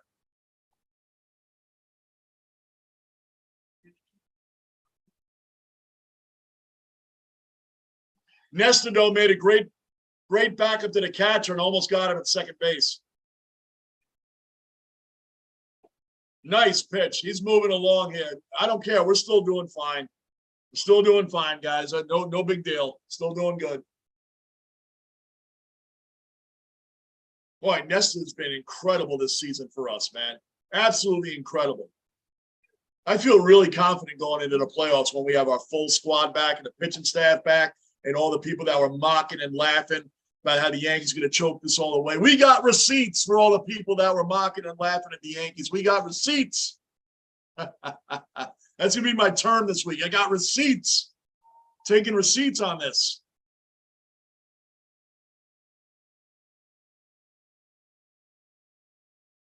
There you go, Nessa, right down the middle. Pham wasn't even looking for that, man. He just snuck a fastball right down the middle, man. Come on, it's 1-2. Let's get out of this inning. Let's go. Let's get out of this inning, guys. Let's move it on. Yankees are back. Well, like I said, our upcoming games, man, are besides the Brewers, that's going to be a pretty tough series. The Brewers are tough. That's going to be a tough series coming up. That's why we got to finish this game, clinch this series, move forward. But after that, we got the Red Sox again. Then we got the Pirates. No, the Pirates are after the Brewers. Then the Red Sox. And then the Blue Jays. That's going to be a big series. The Blue Jays come up. So we got to win this. The Brewers, we got to take 2 out of 3. Got to find a way to do that. Then you got the Pirates, sweep. Red Sox should be a sweep again. Then you got the Jays, which is going to be the tough series, man. We've got to have at least an 8 or 9 game lead by then. Maybe more than that if we can by the time we get up to the Jays. By the time we get up to playing the Jays, we need to have at least an 8-game lead. So when we go to play the Brewers, they have to find a way to take 2 out of 3. They have to win this game today. Then you got the Pirates, man. You got to sweep the Pirates. There's no excuse not to sweep the Pirates. They are trash. The Red Sox, you should be able to sweep them. That's a 4-game series, too, by the way. When we play the Red Sox, that's a 4-game series. They usually set it up that way in September, expecting the great Red Sox-Yankee rivalry thing. The Red Sox didn't want to play this year, so that's not really as big a deal. But the Yankees minimum had to take 3 out of 4 from that. Then we play the Jays after that. That's the series right there. The Jays, we have to have at least an 8-game lead by then. Make you feel comfortable about playing that series. Because then after the Jays, we got the Orioles, and then I think we finished the season up against the Texas Rangers. So we got some series coming up that the Yankees should be pretty good in. Really, and we should be getting a lot of our players back. A lot of them should be back by the end of this month. So we're going to be fine, guys. And the Yankees are going to go into there with fully loaded, fully healed, full Yankees on, full first half Yankee team will be back by the time we get to the playoffs. Nobody worry. Nobody worry. Whoa, what about Rob? Rob, man, it's been a long time, brother. I mean, you do drop in the comments. Rob's another regular cellar dweller he's very active in the comments on my uploaded videos, and he's been around from the football season right on through because I've only been doing this since last November anyway, guys. So even though my page says I've been around since 2011, I haven't done anything on the page until November of 21. So anyway, Rob's been around a little bit. Rob drops in that he's been busy, but had to stop by and smash the like button. Thank you, Rob, for hitting that like button. Thank you for supporting the channel for as long as you have, Rob. Much appreciated. And love seeing you in here, Rob. Really do. Thanks for showing up, brother. So, yeah, it's a big 4-game series. They're showing it now. The Red Sox in the Bronx for 4 games, the 22nd and the 25th, which normally, again, has a lot of playoff implications on it. But the Red Sox, I think going into today, there are 10 games. They might even be 11 games out of the final wild card spot. They're done. The Red Sox are done. Their pitching is what killed them this season. They had no pitching. Great batting order. The Red Sox have a really good batting order. Their pitching is trash. I've said it all year long. Rob, I'm checking in every week. Definitely more that the playoffs are near. Hell yeah, Rob. The playoffs are coming up, man. The basement's going to be rolling when the playoffs come up. Rolling in here, brother. We're all going to be hyped. We're going to be stressed. Then the Rangers come back, the Knicks, and the Jets. Well, I don't know what they're going to be doing. But anyway, the playoffs coming up. Baseball is going to make it really it's going to be a really fun time and a stressful time. But we're going to watch the Yankees kick ass this playoffs. We really are. We really are, man. We're going to be at full strength again. Full strength.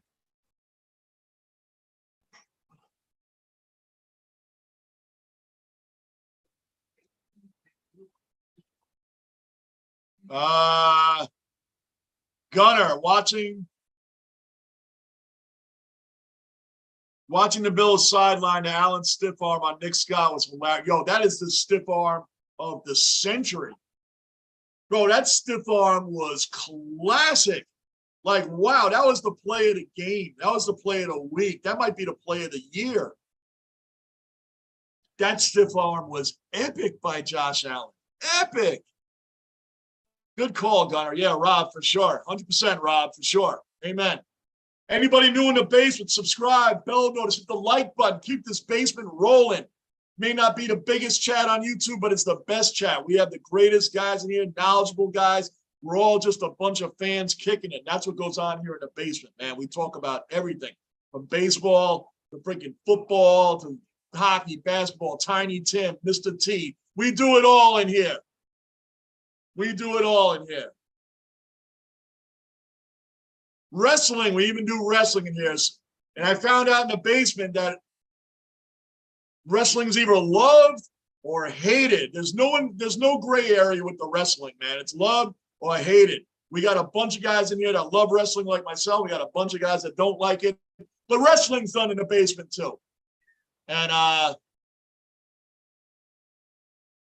okay, all right, let's go. IKF working a full count right now. I just want more runs, and I want to see the Yankees just keep mowing them down, man. Let's get the game over with. You know, we're off tomorrow. Back Friday against the big series against the Brewers. That should be interesting. We'll be in Milwaukee for that. Then we're on to a nice homestand after that. IKF did end up working the walk.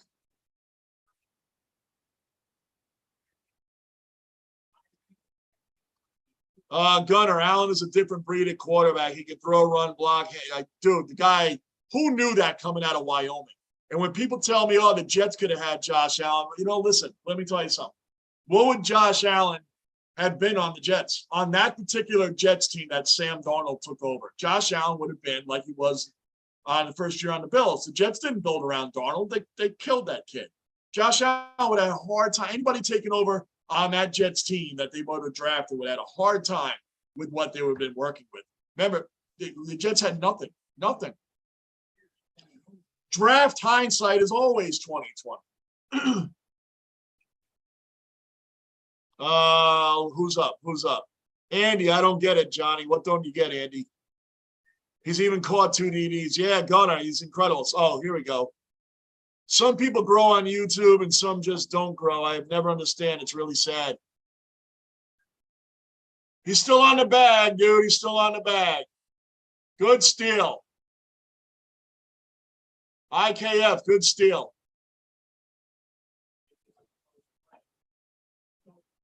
Whoa, that was close. Did he beat that? I don't know if he beat it.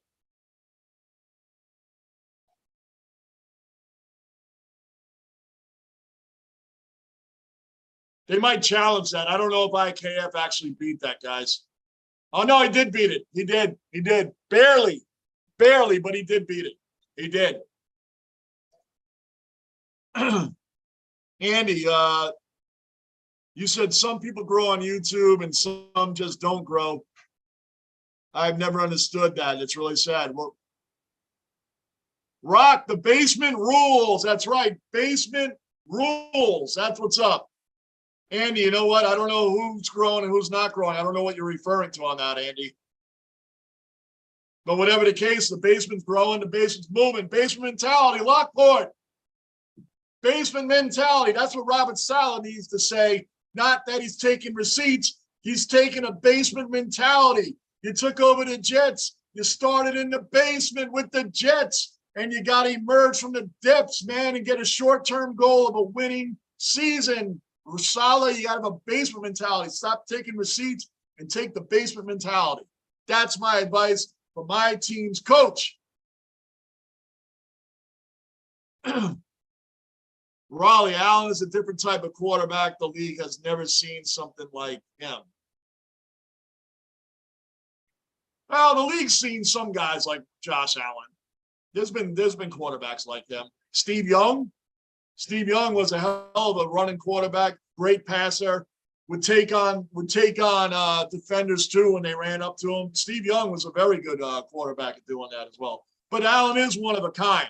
There's not many that have come around like Josh Allen that could do all of that. But there have been a couple out there. Michael Vick was another one that would take on any defense. He's probably the greatest running quarterback of all time. And the guy had a cannon for an arm.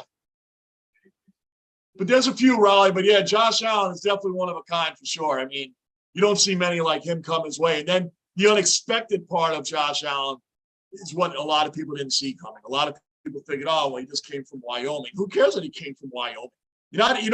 Alabama is one of the top college teams, if not the top college team, year in, year out, since Nick Saban's been around, right? How many great quarterbacks come out of Alabama? Joe Namath, right? The last Alabama quarterback to win a playoff game, Gunnar asked this question, and I was so happy because I knew the answer. I only knew the answer because I'm a Jet fan. Richard Todd was the last Alabama quarterback to win a playoff game, and that was in the early 80s with the Jets and it was against the Los Angeles Raiders and Marcus Allen, Lyle Alzado, and Howie Long, and that Raider team, that great Raider team. Richard Todd and them beat them, and then the Jets lost in the championship game to Miami Dolphins the following week, 14-0 in a field that they didn't clean up because the Jets sack exchange and Mark Gasser are way too fast for the field, so they kept the field wet and soggy. The Jets lost 14-0, also because Richard Todd couldn't help but throw to A.J. Dewey, the linebacker for the Miami Dolphins, on more than one occasion. So there you have it with your Alabama quarterbacks. They don't have any great quarterbacks that come out of there. So what does it matter that Josh Allen came out of Wyoming? So what? And Walter Payton came out of Jackson State. Greatest running back of all time, Walter Payton. Came out of Jackson State. So it doesn't really matter the college you come out. I think it's the attitude and the winning ability that you have, the winning attitude that you have that really makes a difference in the NFL, and how much you want to learn, how much you want to study, how much you want to get the job done. I think that's what really matters more than anything else.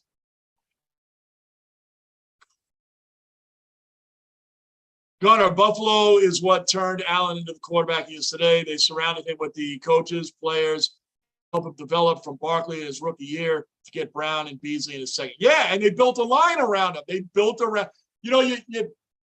here's a weird idea. You draft a guy you want to be a franchise quarterback, and then you have the nerve to build a team around him. Hello, Jets. Joe Douglas has done that, by the way. I'm not even ripping on Douglas. I'm talking about John Itzig and Mike McCagnon and the previous GMs that didn't even bother, went after the big names. We're going to get the big name players to not build the team. Well, what does it matter if you have big-time wide receivers and running backs if you don't have a line? Just saying. Lockport, McAfee said it's best about Allen. He's the prototype for quarterback. Hell yeah, he is. Yep, agree with you there. Gunnar, I miss John Brown. Still, he was instrumental in Allen's development in his second season. Yeah, he was. John Brown was great for our Raleigh. John Brown was great for our team, but now he wouldn't play because of our depth. Yeah, he would. Yeah, that's true. Tyrod, Gunnar, Tyrod Taylor, man. The Giants have him now, man. Tyrod Taylor took quite a shot in that game against the Jets, the preseason game. Michael Clemens hammered him in that preseason. But Tyrod Taylor, man, I wish he was the quarterback for the Jets right now. We might have beaten the Ravens on Sunday. We might have beaten them on Sunday if Tyrod was our quarterback. I would have taken him as our backup. Hell yeah. Trevino, off the wall. Run, run, run, run, run.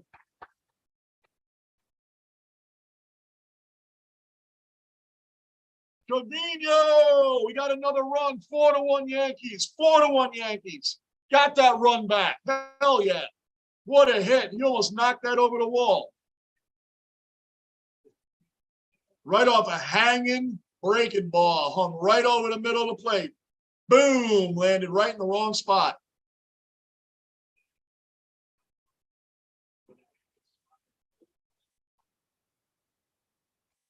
I thought I was going to get over, but it hit the very top of the wall. Not really. More of the middle down the wall. But whatever the case, it's a double RBI for Trevino. Thank you very much. Gunnar, I'd love that, but Allen and Barkley have a great relationship. I want Fitz as our backup. Lockport. He never even tastes. I know, isn't that crazy? Fitzpatrick, never in the playoffs. Him and Brandon Marshall. Brandon Marshall, by the way, another one, great wide receiver, never saw the playoffs. Never saw the playoffs. Imagine that. Brandon Marshall never saw the playoffs, man. Never did. He came close with the Jets the year we had who? Ryan Fitzpatrick is our quarterback. We were 10-6 that year. Missed the playoffs by one game. Why? Because we lost to the Buffalo Bills and Rex Ryan in the last game of the year. Ryan Fitzpatrick's Cinderella shoes fell off. He was horrible in that last game. But that was Todd Bowles' first season with the Jets as head coach. He won 10 games in his first year, Todd Bowles. We were 10-5 going into that game. We lost, and we ended up being 10-6 and missed the playoffs. And Buffalo was not a very, well, they weren't a good team then. And that's the Jets' only winning season, by the way. In the last 12 years, the Jets' only winning season was then, 10-6. Now, there are Jet fans that will stretch it and say, hey, we had 1-8-8 year. Okay, if we got to stretch and call that a winning season, 8-8 is not a winning season to me. It's a 500 season. It's not a winning season. But I guess for Jet fans, including myself, we got to hold on to that as being a productive season. All right, Aaron, let's go. Aaron, 58, let's do it.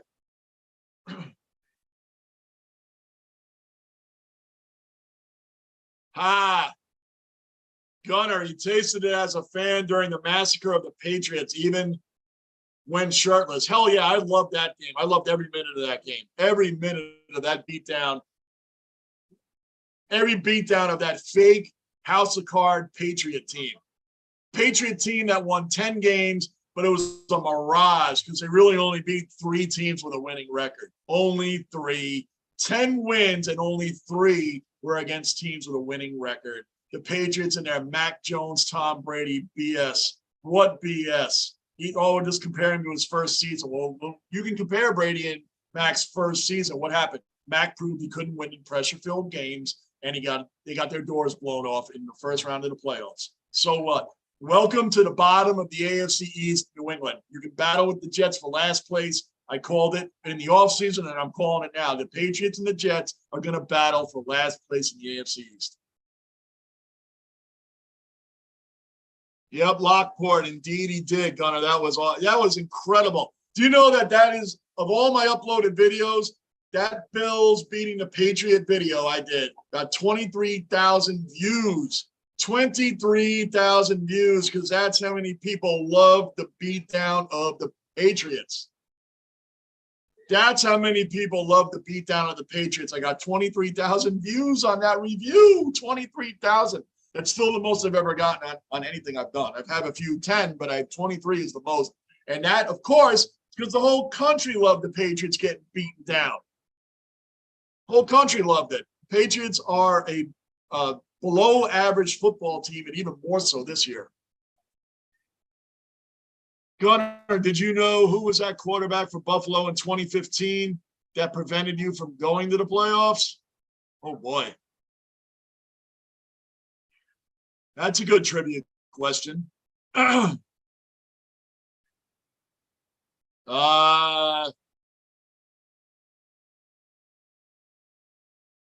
Peterson?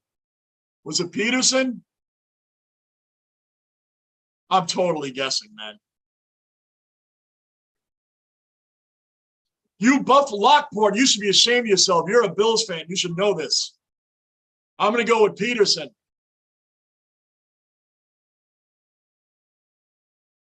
Ooh, Derek Anderson. That's a good one.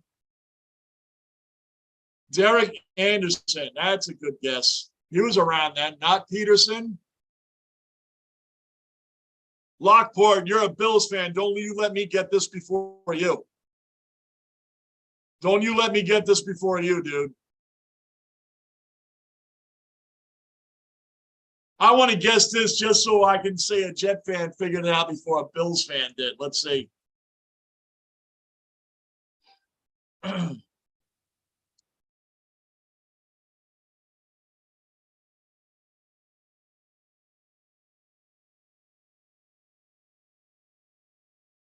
I'm stretching here, Gunner. I'm stretching, but EJ Manuel wasn't still on the team, was he? Was it EJ Manuel? Oh, Tyrod Taylor. Damn, why wouldn't I have said that? Had to have been Tyrod. Why would I not have said Tyrod? I'm going to go EJ Manuel anyway. I don't even know if he was still on the team then, but yep, Tyrod. Okay. It was Tyrod. Was EJ Manuel even around then? When did EJ leave the Bills? I should have guessed Tyrod, man. We was talking about him. Tyrod was the first one to bring the Bills to the playoffs in 2017. You guys lost to the Jaguars 10-3. It was 2017. Tyrod broke that streak from 99 to 2017 of no playoffs, right? You guys lost 10-3 though. The first win came with Josh Allen in 2020. That was your first win since 95. It was the last time the Bills actually won a playoff game before Josh Allen did it. So that's a real couple of streaks there that took a long time to overcome. Couple of streaks that took a really long time to overcome. Really long time. So, yeah, Cortez is still rolling. He only has 63 pitches in the sixth inning, man. That's great. That's like a 10-pitch inning on average. It's like a 10-pitch inning on average every inning. That's great. Sixth inning, 63 pitches. Now he walked for Dugo.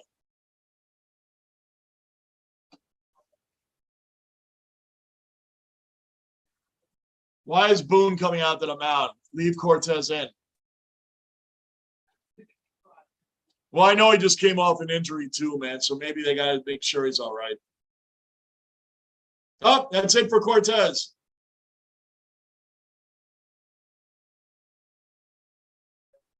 Well, you got Bogarts, Devers, and Martinez coming up right now, and you got, looks like they're bringing in Schmidt.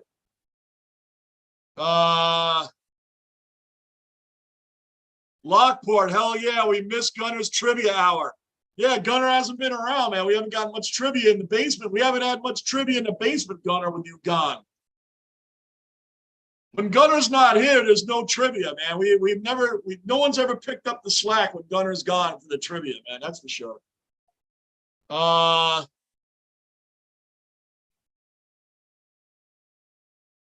Gunner, he was still on the team, but not the starter, was released in 2016.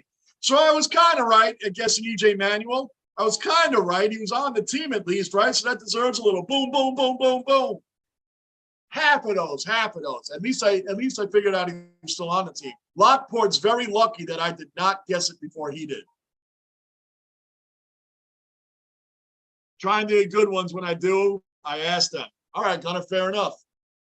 Gunner is good with the trivia. He either asks a really hard one or he asks one so easy we don't know why he bothered to ask. But you always bring in some decent trivia, man, for sure.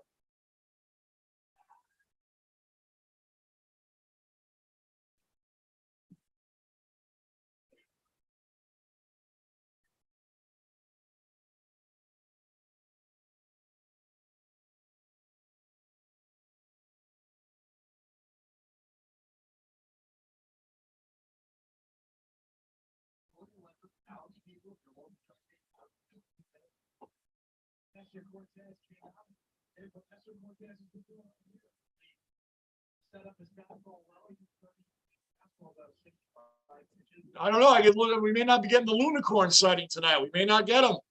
I haven't heard back from them. We may not get them tonight. Lockport, Gunner, I heard a wild one about Bills history. Did you know Jason Peters played more games than James Lofton in a Bills jersey? Wow, I remember James Lofton. James Lofton was on the Green Bay Packers for a long time before he went to the Bills. Wow. I know a little bit about the Bills, bro, but I knew James Lofton had come over from Green Bay. All right, here we go, man on. We got Schmidt on the mound. You got the mean part of the Boston's order coming up, which is Bogarts, Devers, and JD. But Clark Schmidt has been pitching really well lately, man. So actually, he's been pitching really well all season. You got a man on first. You got to get through this inning, kid. You got to get through this inning. Bogarts has 2 strikeouts already tonight, but that was against Cortez, not Schmidt. But Schmidt's been good at it as bullpen.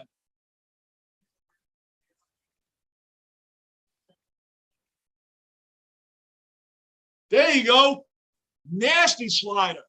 Nasty slider by Schmidt. There you go. Liking that one, man. That was a nasty slider, man. That broke out at the last second, too, man. Keep him chasing. Keep him chasing, Schmidt. Keep him chasing, buddy.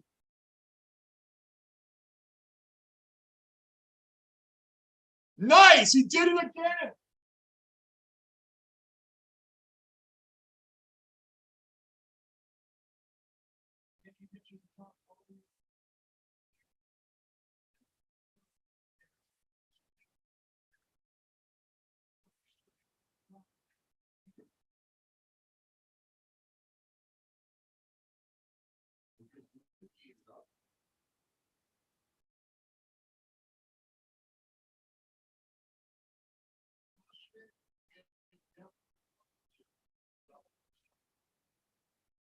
All right, so we got Bogart struck out on a nice sweeping slider. Sweeping slider. That thing broke away. What a pitch, man. So Bogarts has struck out 3 times tonight, man. That's not easy to do, to get a great hitter like that striking out that many times in one game. But now you got this guy bothers me more than Bogarts or anybody else in this lineup. Devers is the one. Devers is the one that bothers me more than anybody else in this Boston lineup. Devers is a great hitter.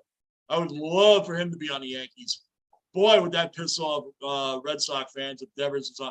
First of all, the fact that Boston even thought about moving Devers, they might have lost fans over that. They got rid of Mookie Betts. The Dodgers took Mookie Betts for practically nothing.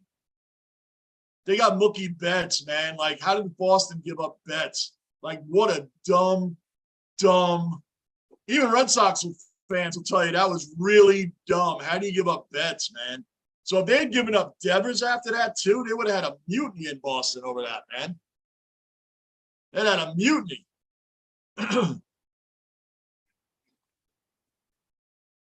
Gunnar, this is for the chat. What quarterback did the Jets decide to draft to sit at Dan Marino? That was easy. That's Ken O'Brien, which Michael already answered. Wow, Schmidt struck out Bogarts and struck out Devers. Ken O'Brien, that's 100% correct, Michael. That was easy. That was easy, Gunnar. That was a layup. Bruin, thought you vanished for a sec. Hello. I did vanish for a second, man. You got no AC down here, man. So, you know, vanished for a quick second around the other side of the basement, man. Got to re-up. Lockport. Dang, didn't see you, Michael. Gunner, yep. I would have known that too, Gunner. That's easy questions. Ken O'Brien. Yeah, Michael dipped off for a minute, man. Lockport, I love when Lofton announces Bills games. He always talks it up. I haven't heard James Lofton call a game yet, so I can't comment on that, but I'll trust you guys on that. Trust you guys on that.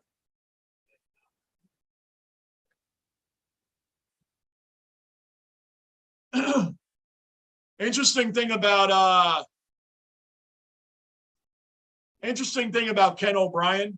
I think Ken O'Brien should be the Jets' Ring of Honor. I really do. And he'll never will be, because Jet fans will always complain that he was not Dan Marino. Had Dan Marino taken over the Jets with the offense the Jets had and Freed McNeil as your running back, they would have had the sack exchange. He definitely would have won the Super Bowl at least once. Ken O'Brien was the first quarterback, not the only one, the first quarterback to throw for 4,000 yards and have 158 QBR rating. You know, the first one to ever do it, 1985, he was the #1 overall quarterback rating in 1985, but he had 4,000 yards and he had 158 QBR rating. So there you go. Ken O'Brien was not a scrub. It's not like he was a scrub. And a lot of Jet fans act like he wasn't good. Ken O'Brien was a really good quarterback for us. Yes, Dan Marino would have done a hell of a lot more with the same team that O'Brien had, but it's not like he was. How about here's, you want a name? I'll give you a name. It wasn't like he was Browning Nagel. Browning Nagel was a horrendous draft pick by the Jets. Horrible quarterback. Wow, Schmidt struck out Bogarts, struck out Devers, struck out J.D. Martinez. Yankees baseball is back, baby. Yankees baseball is back. Our bullpen's been dominant anyway. Struck all three of them out with a runner on and nobody out. That is not easy to walk into. Runner on, nobody out. You strike out Bogarts, Devers, and JD. Not easy to do. That's intimidating to walk in from the bullpen, even to face those three guys with a runner on. Big ups to Schmidt, man. That was a great inning. Raleigh, it's too hot in the basement. Hell yeah, man. I got a fan on me right now. We got workers coming in the morning. Going to take care of the whole AC, man. I told you, man, everything from the computer modem to everything last week. Now the AC, at least it's not hot out. It's not a hot day outside at all. It just you know, it finally got really warm down here. And thankfully, it's not the middle of the summer, you know, when it's 100 degrees outside, 95, and hazy, hot, humid, the whole thing, man. So at least it's not like that.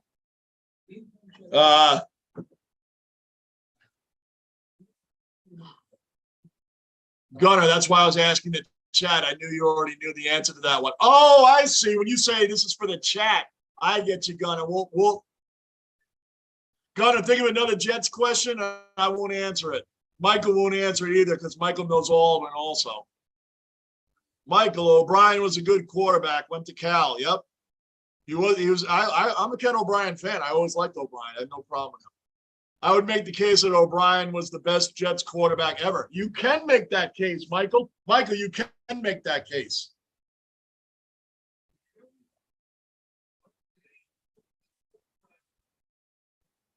I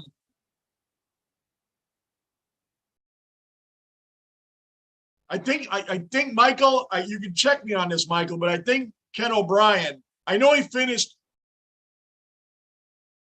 played for the Jets for about 8 years, and he only finished 3,000 yards, roughly 3,000 yards behind Joe Namath, total yards.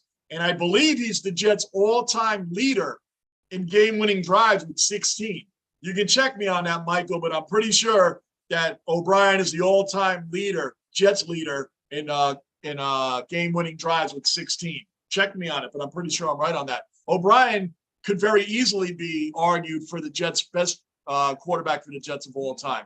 He'll never get that because Namath won that Super Bowl III, which they shouldn't have won, so on and so on and so on. But I think Ken O'Brien was a way more efficient quarterback than Namath. I think he was a better overall quarterback than Namath. I hands down, I agree. I think Ken O'Brien can be argued as being the best Jets quarterback that's ever been. I'm with you on that one, Michael. I'm with you. I'm definitely with you on that one, brother. That's look at Stan. He struck out again. Stan's having a rough night. Michael, that's a good argument, man, because I'd be with you on that one with O'Brien. I'd be with you on that one. Do you know the interesting thing about the stat I gave, the 4,000 yards and 158 QBR, the first quarterback to ever do that in the same season? That record was held for over 30 years, and I think Jared Goff beat it. Well, not beat it, but entered into that. The second quarterback to ever do it was Jared Goff. So that record from O'Brien was over 30 years. 30 years before anybody else even entered that realm. That's a long time. How many great quarterbacks have been in between that era and the time that he played with him? You would think Marino would have hit a 4,000-yard, 158 QBR rating in the same season. 30 years, and then Goff was the next one to do it. So go figure.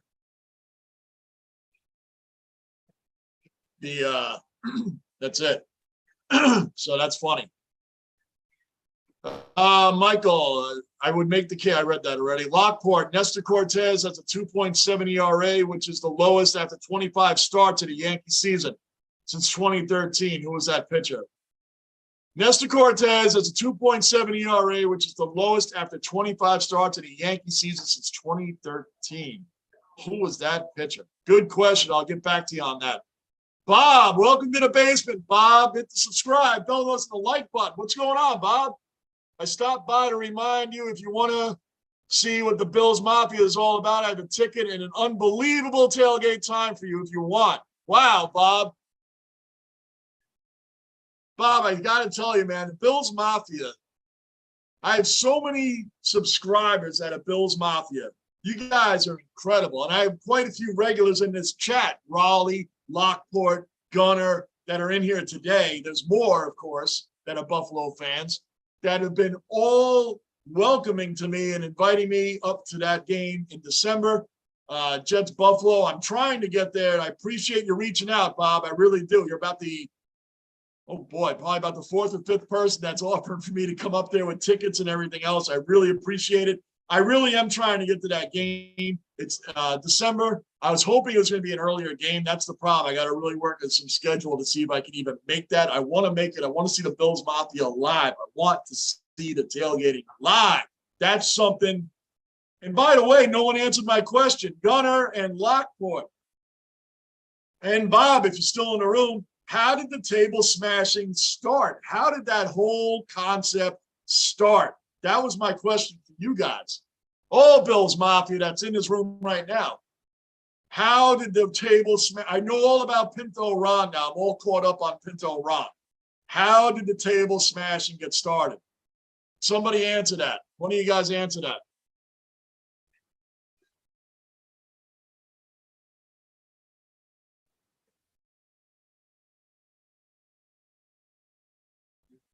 Hey, Bob, man, I let you know, dude. Bob, I appreciate you being subbed to the room. I promise you, man, I'll let you know. I really would, Bob. You guys have been awesome to me. All the Bills Mafia have been incredible to me. Like I said, I'm just a dude that shows up. You guys all make this channel happen. You guys make this channel happen, not me. You guys make it happen. Without you guys, I wouldn't even be here. So I appreciate every single one of you that's in here. I appreciate Bills Mafia fans as well. You guys are my regulars in here already know. When you say you're a diehard Jet fan, diehard Bills fan, that means you've been through holy hell. And I always give an honorable mention to the Detroit Lion diehard fan, because the Detroit Lion diehard fan has it worse than the Bills and the Jets have ever had. They've only seen one playoff win their entire Super Bowl era. One playoff win. That's it. One playoff win. Let that sink in. A Detroit Lion diehard fan has been through it worse than the Jets and the Bills have ever been through it as a fan. But that's where the respect level comes in. The Bills and the Jets have been punching bags for the Patriots for far too long, and just basically punching bags for the rest of the NFL also. And just when you think the Jets are losing the right way and we can tank for Trevor, oh, we go out and beat the Rams when we're 0-13. How does that happen? How does that happen? Right when we don't even lose the right way. Tanking for Trevor, and we go 0-13, well on our way, and we beat the Rams somehow. I will get back to you on it, Bob. I appreciate it, brother. I really will. I'm a straight up dude when it comes to I live stream games all the time, so you're welcome in here to the chat anytime. Pinto Ron's a beast from Raleigh. Hell yeah, Pinto Ron. I know all about Pinto Ron. Gunner, I've been wondering that for years. It's just become a thing over the years. I'd love to know how it started. Raleigh, after 20 years of awful teams, the Mafia decided to just take anger and frustration out on tables. Is that really how it started, Raleigh? I'm always curious, how did this get started? Well, the Yankees had a quick at bat. Raleigh, I don't think Trevor Lawrence looks good. The Jags aren't helping them out. Yeah, Trevor Lawrence is that's the other thing I have for Patriot fans, all right? When Patriot fans say, well, look at Mac Jones. He was last picked out of all those great quarterbacks, and look at how great he did. Look at the team he landed on, and he landed with Josh McDaniels and a great coaching staff. Justin Fields went to the Bears. Zach went to the Jets. Trevor Lawrence went to the Jaguars. Well, who landed on what if Mac Jones had landed on the Bears, the Jets, and the Jags? What would he honestly look like? We're going to find that out, because the Patriots are going to be a bad team this year, So we'll find out how good he really is. Of course he's going to be better. You put Trevor Lawrence on the Patriots last year instead of Mac Jones, how much better would the Patriots have been? A lot better.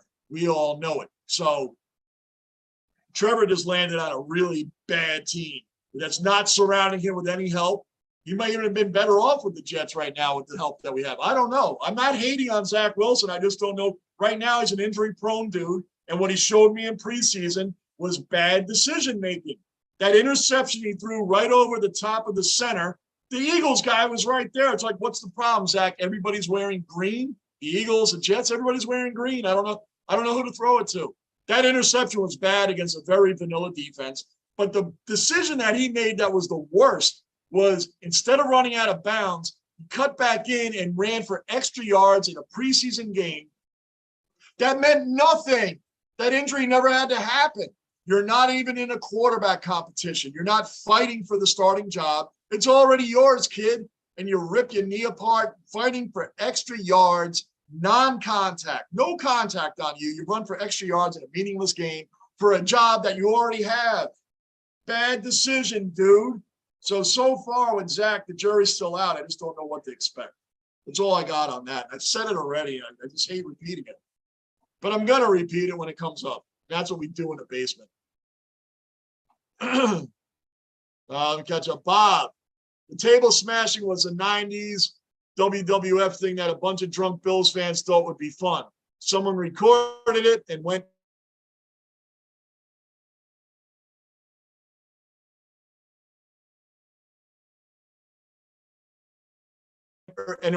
early. Vodcats came Lockport, got the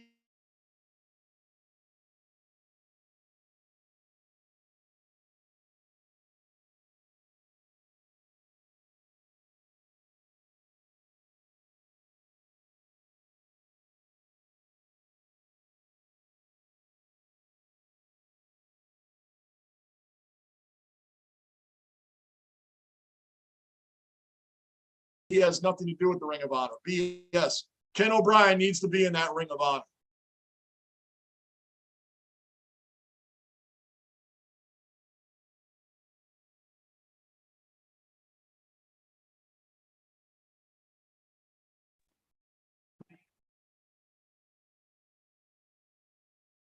You guys still with me? You guys still with me? I think I just lost my whole thing again. Damn it.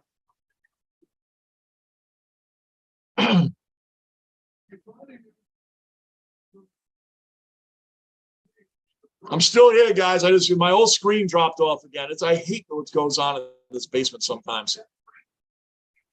But it happens. I think, yep, stream is glitchy. There we go. There we go. You guys got me back? We're back? We're good? We're good? Let me know you guys can see me. We're good? All right, good. Good. We're back. We're back strong and good. Good throw. Good play, Donaldson. All right, Gunner, we're here. It's a little bit glitchy. You're Lockport. You're good now. Bob, good now. Good, good. Back in the basement, back rolling. You guys that are regular cellar dwellers, my regular cellar dwellers, you guys are already used to the basement. And what we do down here, what happens down here, just like that, I can be gone, stream drops, computer issues, or like that, the unicorn pops in to say what's up. Everything happens in the basement. You guys know it well. Thanks for always hanging in there, dwellers. Thank you for always hanging in there with me. Good. Everything's good. We are good, good, good. Love it, guys. Love it. Love it. And you guys got a fellow Bills Mafia in here, and Bob Anastasia right there is a fellow Bills Mafia. He's commented on my channel before, guys. So Bob, you see Lockport and Raleigh and Gunner. They are fellow Bills fans. They've been in here, regular cellar dwellers, for a long time. Muhammad, welcome to the basement, brother. Hit the subscribe button, bell notice, and the like button. We're all hanging out here. We're all doing well, man. Everybody's doing well here. It's not the biggest chat, but it's the best chat. We got knowledgeable guys in here. We have a lot of fun in this chat. It's all interactive, and we don't always necessarily have to talk about the game that we're actually looking at. We talk about everything in the basement, and that's the greatest thing about it is. Yup, thank you, Raleigh. Raleigh always, Johnny. Yup, thank you, Raleigh. Much appreciated, brother. As much as we appreciate you, our Marine representative in the basement. We even have Marines in the basement, man. Raleigh. Gunner, Johnny,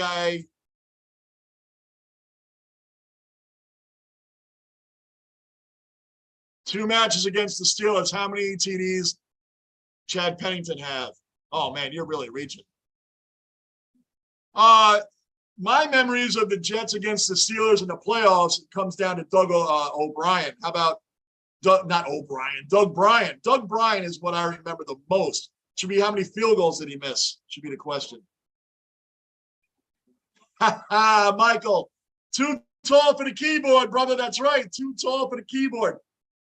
I told Lou that tall short thing is going to land. That's going to be a basement thing now.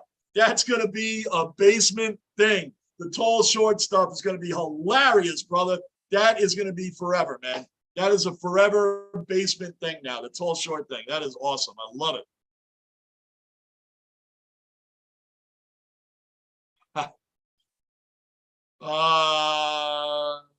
Bob says, love your attitude, man. You should expand. I think you could be big. I don't know about all that. Bob, thank you. That's a hell of a compliment, Bob. Thank you. You think I could be big and I should expand? Bob, I just love showing up in the basement here. I love being on with my YouTube guys, my YouTube chat room here. All these guys you see in here, Bob, are regular cellar dwellers. They get all the credit, not me. They get the credit for being in here. They bring the fire. They bring the passion. They bring the great chats. They bring the great questions. I just show up, Bob. I just show up. I appreciate the compliment. I really do. I come on here. I have fun. I don't try to be a professional. I don't try to act like something that I'm not. I just come in here, turn the thing on, hope the damn thing works the whole time. The dwellers already know. You never know what you're going to get in the basement. I have a co-host, the Lunicorn, that shows up. People have claimed to have seen him. People have claimed to have heard him. Some have never seen him. I actually have a co-host, and I actually have one. They can prove it. They know it. But this basement thing, man, it's just a lot of fun, man. It's a lot of fun. That's Cabrera. Oh, I thought he got a hit. Anyway, it's just a lot of fun, Bob, but I really appreciate your compliment, man. It means a lot. I just come on here and do my thing. I just come on here and just be a fan, man. It's all about fans. Sports brings so many people together. It makes people feel that when you're fans of the same team, or especially when you go through a lot of crap as Bills fans have been through forever until recently, makes you feel like you've known everybody for your whole life. You just met somebody. Sports brings that bond that people look for in other types of areas of life. Don't find it, but you find it in sports, man. IKF, they said, you find it in sports. I meet Jet fans, man. We click right off the bat. We click with Bills Mafia fans. Why? Because we've been through it. So coming in here is just a lot of fun, man. I have a lot of fun turning this on. The guys in this chat, my regular cellar dwellers, are the reason they make me look forward to coming in here. They make me look forward to it. They really do. So anyway. Gunner, Chad Pennington had an incredible 0 TDs in his career versus the Steelers. Well, Gunner, I didn't know that one, so you brought a hard one out. Because when I think about the Steelers and playoffs, I think Doug Bryan field goal. Doug Bryan field goal. Doug Bryan. I can't get him out of my head when I think of Jets and Steelers anything. Do you know what the Jets also have never done? Beaten the Eagles in a regular season game in their entire history. They have never beaten the Eagles ever in a regular season game. I think they're 0-11 or 0-12. Whatever it is, it's not good.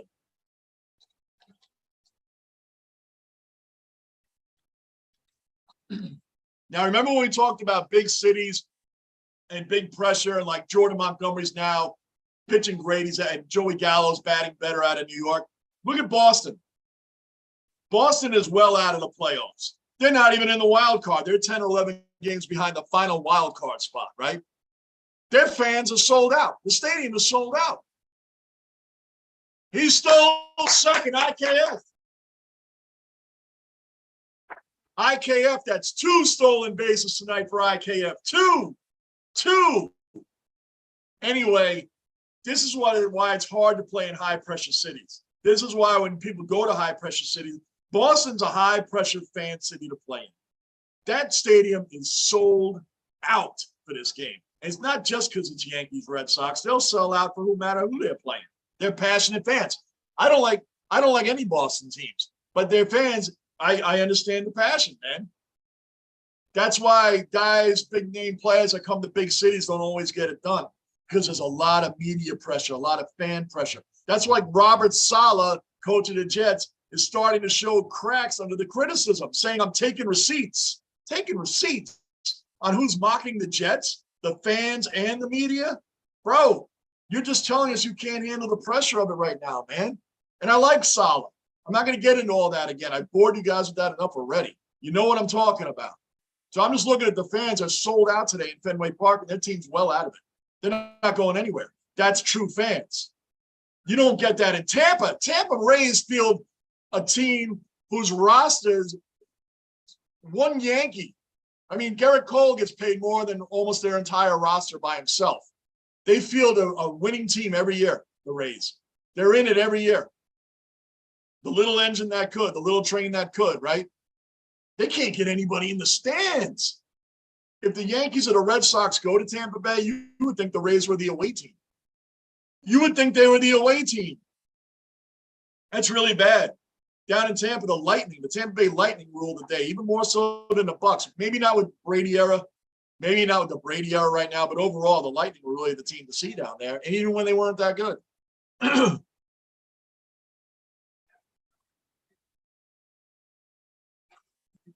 First time, Lockport. Let me catch up on some of these. Gunner, Chad Pennington had, I already read that. Lockport, first time in 24 games, the Lions aren't the underdogs. Yeah, right. Wow. Like I said, all respect to the Detroit Lion diehard fan. They've had it worse than anybody. Bob, non-biased, who do you have for the Super Bowl winner this year? Oh, these guys already know. I already said Buffalo's winning the whole thing. And I don't have, the Jets aren't, so I won't be, but I will have no problem not being biased. But Buffalo Bills are winning the whole thing. They're probably going to play the Buccaneers. I don't see any team in the AFC. There's some good teams in the AFC now, mind you. Look at that AFC West. Chargers, Chiefs, Raiders, and the Broncos. Chargers, Chiefs, Raiders, Broncos. That's a tough division. Those are some tough teams in there. I think the Bills are better than all of them. The Chargers and the Chiefs and the Raiders. David Carr is so underrated. David Carr is a great quarterback. He's very underrated. So there are some strong. The AFC is stronger than the NFC. There's no doubt about that. But the Bills are winning the Super Bowl. If they don't, that'll be outside of major injuries. If they don't win the Super Bowl with a fully loaded team, you guys will never win. Bob, I read that. Lockport, Super Bowl winner after week 1. Yep, Bills. I'm going Bills anyway, Lockport. Raleigh, so true since I live away from home. Meeting Bills fans on YouTube is awesome, like a touch of home and fellow cellar dwellers. Hell yeah. Yep. Raleigh, that's why I told you guys, when you guys are in other chat rooms and you see each other in there, you got to give a shout out to the cellar dweller. Yo, cellar dwellers unite. You got to do that because everybody else in that chat will have no idea what you guys are talking about. None. Because they know nothing about the basement. That's why. Nothing about the basement. You guys got to do that. You cellar dwellers, man. When you're in other chats, in other live streams, shout each other out. Shout each other out with the cellar dwellers. Nobody will know what you're talking about, man, because you're in the basement. You're part of the basement, and that's what matters. Bob, I went to the Bills Miami game last year in South Beach. Met some great Fins fans that will still keep in touch on social media. Love sports yeah, that's what it's all about, man. That's why when we have other fans that come in the chat, fans of other teams, we get it. We get Met fans in here. We get Red Sox fans in here. Come in. You be a fan, whatever team you want. Andy's a Braves fan. We got all types of different fans that come in here, man. You keep it respectable. It's fun sports trash talk we do in here also. It's fun, though. It's nothing personal. When guys get personal, we got to kick them out of the room. We mute them and block them because no regular cellar dweller gets out of hand. We've all dropped the curse here or there. We've all made it, and we've all made up for it. We've all, blah, blah, blah. We've all moved on. But we all get it. We don't do that in here. We don't do that in here. Just you don't do it. because remember, our teams do not pay us to get in fistfights. We don't pay us to wreck somebody else's social media. It's all over a team. Come on, man. The Jets, listen, the Jets beat me up just fine on their own. I don't need to get in a real fight over the Jets. The Jets beat my own ass fine on their own.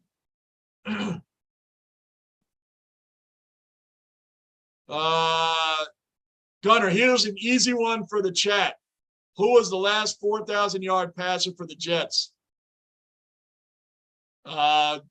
Michael, a lot of better fans than the Eagles fans. Oh, yeah, a lot better fans than the Eagle fans. I knew what you meant, Michael. Hell, I was going to like, he with a apostrophe LL wouldn't make any sense. I knew what you meant, brother. Raleigh, Pennington, not Pennington. Oh, yeah, I'm not answering this. Right. Question for the chat. It's not Namath, dude. Gunner,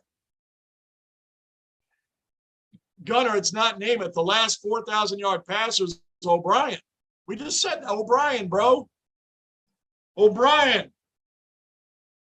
Gunner, O'Brien was the first quarterback to ever throw for 4,000 yards and have 158 QBR.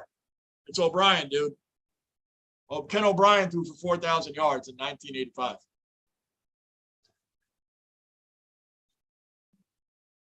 Gunner, man, it's Ken O'Brien.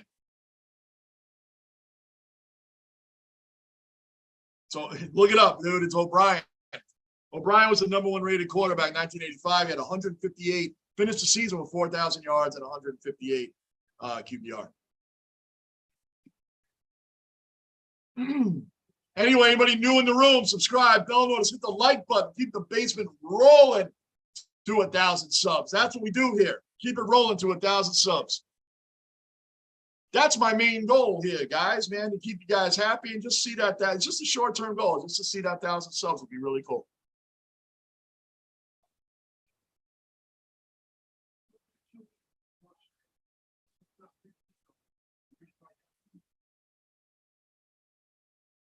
Now you're going to make me double check myself.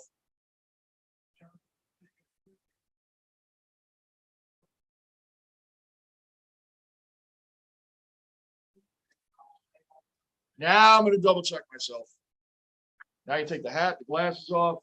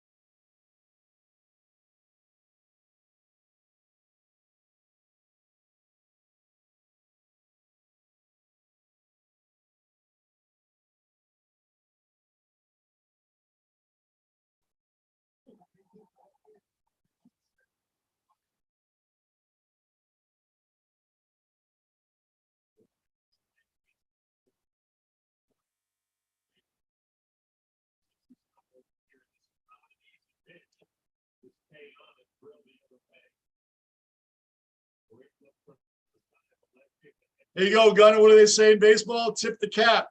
Tip the cap. Tip the cap. I was wrong, Gunner. You were right. I was wrong. I was wrong. I thought he hit 4,000 yards in 1985. I was wrong on that, Gunner.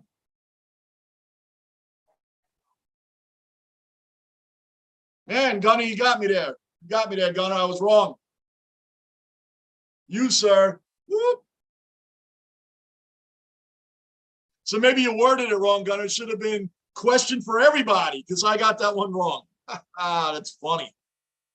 Namath or O'Brien. That's still a long time to have a quarterback hit 4,000. Yeah, well, it wasn't O'Brien. I was wrong. Wrong in the basement, man. Wrong in my own basement. That's all right. It is Namath. Yep. Michael, yep. O'Brien never had a 4,000-yard season. That's right. And I'm saying 4,000 yards when I was meaning he's the first quarterback to throw for 400 yards and have a perfect rating, 158 in a game, in one game. And I kept saying 4,000 yards. I don't know why I was saying that. So me making a mistake for the 400-yard game and 158 quarterback rating. That lasted 31 years before Goff actually tied that. But I kept saying 4,000 yards for some reason. So I was already making something wrong to begin with.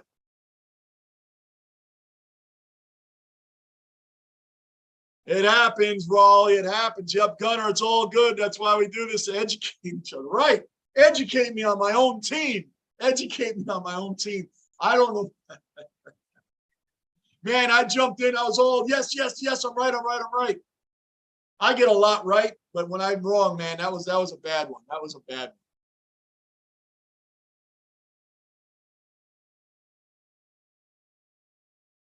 one. All right, now look. The Red Sox got first and second, nobody out. Here we go.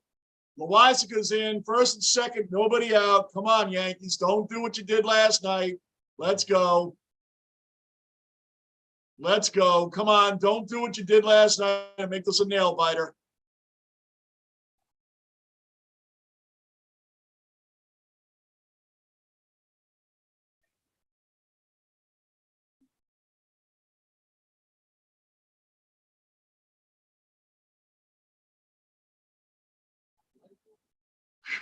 Now we got the pitching coach coming out to let Loizaca know, stop giving up hits. Stop giving up hits. That's what the pitch. What else did the pitching coach do when he goes out there? What else does he do? I know they're technically getting time and they technically want these guys to ease up, to slow down, to calm down, to give them a breather. I know that's all. I just make jokes about. I mean, what? Because honestly, what are they really talking about? Giving the guy a breather.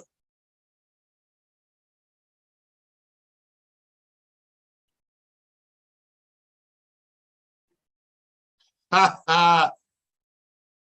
Yeah, Bob. Michael's good with the trivia. Bob. Gunner's good at giving out the trivia. Everybody's good in here with the trivia, but Michael knows a lot of that old stuff. He knows a lot of the older stuff. He and I are probably around the same age.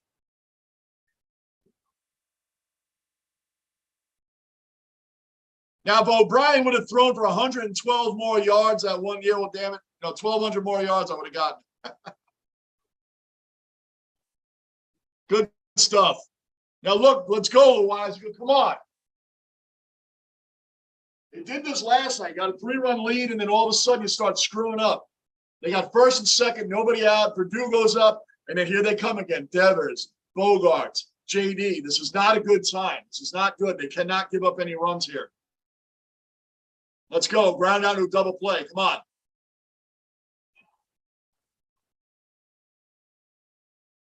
All right, they got one out. They got the force at third. That's good. One out.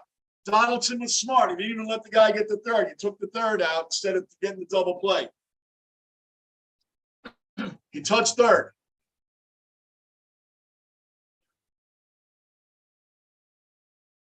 Donaldson did the right thing. He didn't do the double play and let the guy get the third. He got him out at third, force out at third, and that's it. Now you got one out. Bogarts is up. He struck out 3 times tonight, Bogarts. 3 times. The slider has been his problem. If Loizaca could throw some sliders to him, he's been striking out on them.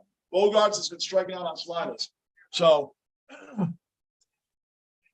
that's what we need again. Another strikeout. Because he hits a 3-run bomb, this game is tied. We don't want that.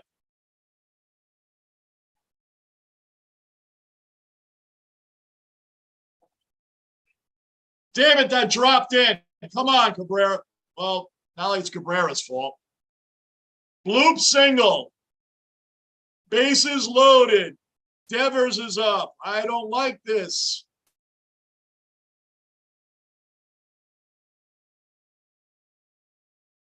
Yeah, Gunner, I'm with you on that. Gunner, I'm with you on that. I mainly do just sports trivia. That's my thing, too. I do sports trivia.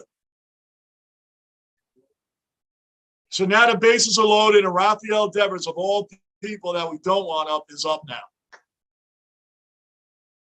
Of all people in the lineup to have up right now, Devers is up. That's the last guy we want up.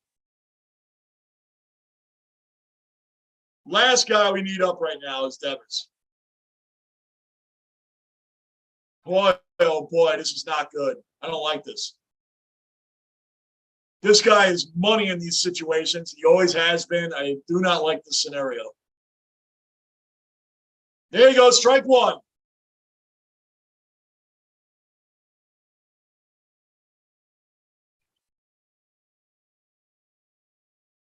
Michael, I think I got you by at least 10 years. You can have it, brother. You can have it, Michael. You got me by 10 years, man. You can have it. You can have it, bro.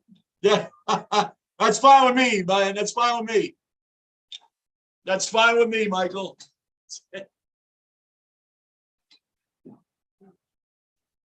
Michael, you want to be taller than me in age? You can be taller than me in age, brother. We're all good, man. We're all good. Damn, Michael, I threw it right back at you. Bruin, we'll see you on Friday. I'll be back Friday. Maybe I'll do the Chiefs Chargers tomorrow night. I might do it. I'll let you guys know in my community board if I do the Chiefs Chargers tomorrow night. But right now, Bruin, I'll just say we'll see you Friday night for the Yankees Brewers. Oh, come on, Marwin. What are you doing? Everybody's safe. Here we go, 4-2, man. He could have at least gotten one out on that. Come here, Rocco. Rocco, come here. Come here. Come on, Gonzalez. You got to get that, man. It could have been a. Come here. Hey. Got my dog down here now. Come on. Come on. Here. You guys know Rocco. Wants to say hello. He wants to say hello to everybody. Say hi, Rocco. He's nervous about the Yankees, too, so he's all up and all over the place now. This isn't good. Bases loaded, still one out. But anyway, that's Rocco. Say hello, Rocco. That's what you'll hear in the background. Just came in from outside.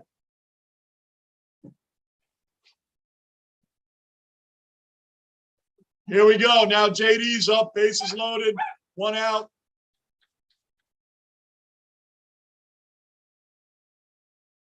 Boy, this is not good, man. This is not good.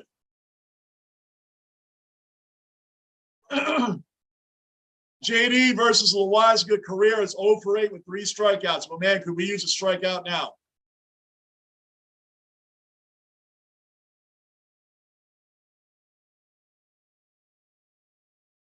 Double play ball. 1, 2. Oh, you guys made it. Come on. Another run scores. Now it's 4-3. Damn it. Raleigh, Rocco the dog. Hey, Rocco from Rick. Yep. Bob, I got to go to bed, work in the AM. If you do Chiefs Chargers, I'll stop in. Thanks for the entertainment, Johnny. Thanks for stopping through, Bob. Great to see you in here, man. Thanks for stopping through. We love it, man. Keep coming in, man. You got plenty of Bills Mafia family right in here with your buddies in the chat. Come on, Rocco. You got to chill. Here. Here, Rocco. Here.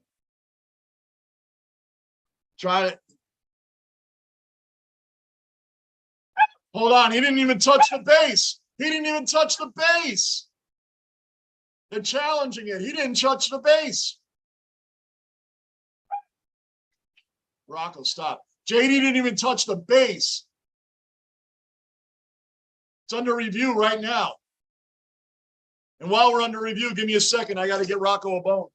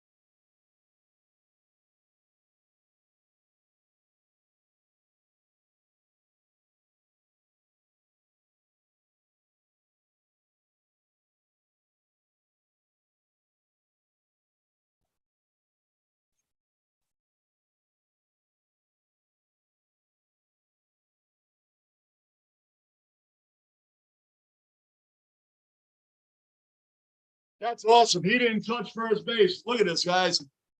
Justin, what's going on? Welcome to the basement, brother. Always good to see a regular cellar dweller back in the basement. Look at these things, man. Are these things incredible or what? Come here, Rocco. Come on. Now, look at him. He gets all excited for this. Look at him. He can't wait to have that. Hey? That's it. That's what we do. And Rocco has to come in the basement, man, because the nights are getting cooler outside. We don't leave him outside at night. We definitely don't. No clue on what one. I missed a question. For my WW2 guys. Oh, I'm not good at that stuff, Gunner. Justin, always good to have you in the basement, brother. I think I did just acknowledge you, man. Thank you for showing up. You're another veteran regular cellar dweller. You've been as far back as when I was doing football, just uploading videos before we started live streaming. So good to see you in here, Justin.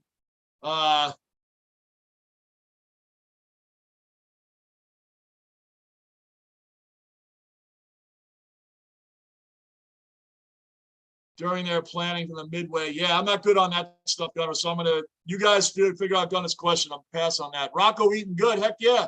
And welcome into the basement. Subscribe, bell notice, hit the like button. Keep the basement rolling toward that 1,000 subs. We're getting there. We are getting there. Rocco's eating real good right now. Yep. And that's what it's all about, man. You got to keep the happy, man. I got to get, because the summertime we have him outside a lot. He's an outdoor dog. He loves being outside. But now that we're starting to get into the fall and the nights are getting cooler, we can't leave him out there. He's an older dog. He's 11 years old. He's 11 years old. He's an older dog. He's been with us forever. He's freaking great, great, great dog. Great dog.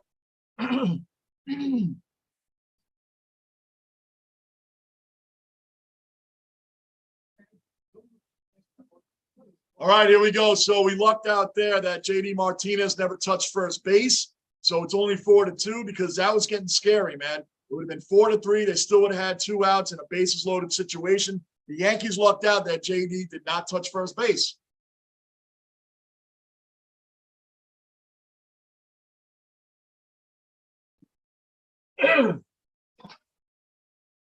Let's go. 57. Let's go. 57. Let's do it, Judge. Let's do it. 57 coming up. Coming up.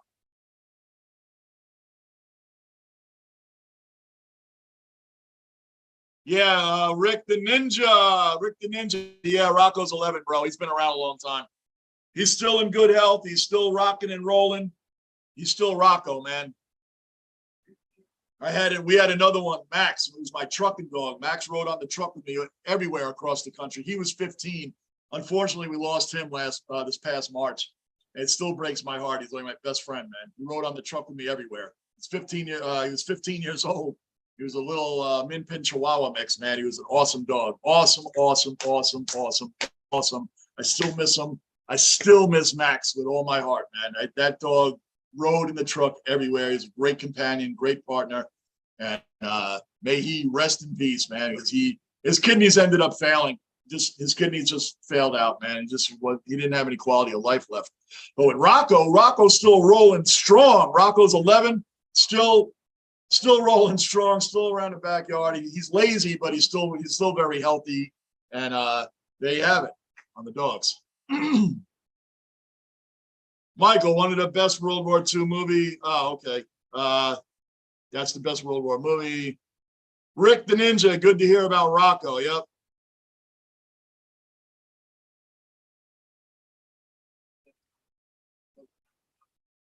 Come on, Judge. We want 57. I mean, 58. We already got 57 yesterday. We want 58. Get one of those runs back. Get that run back, Judge. Get that run back.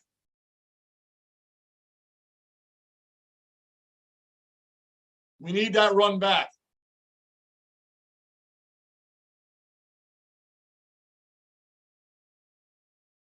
Yeah, Max is mad. Cool. Hell yeah.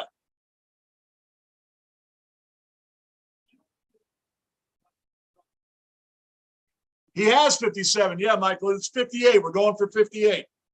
I said he had 57 yesterday. Yeah, I said 57, but then I corrected myself right away. He's going for 58 now. And he just struck out, so that's not going to happen now.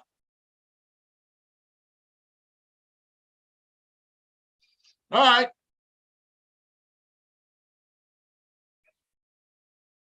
Yep. Got to give the pitcher credit. He went right at Judge. He threw him a fastball right down the pipe, man. He struck him out. Got to give him credit for having the cojones, man, to do that, man. He did it. He struck him out, man. He went right at Brazier. Went right after him, man. Got it. And he went right after Stanton, for that matter.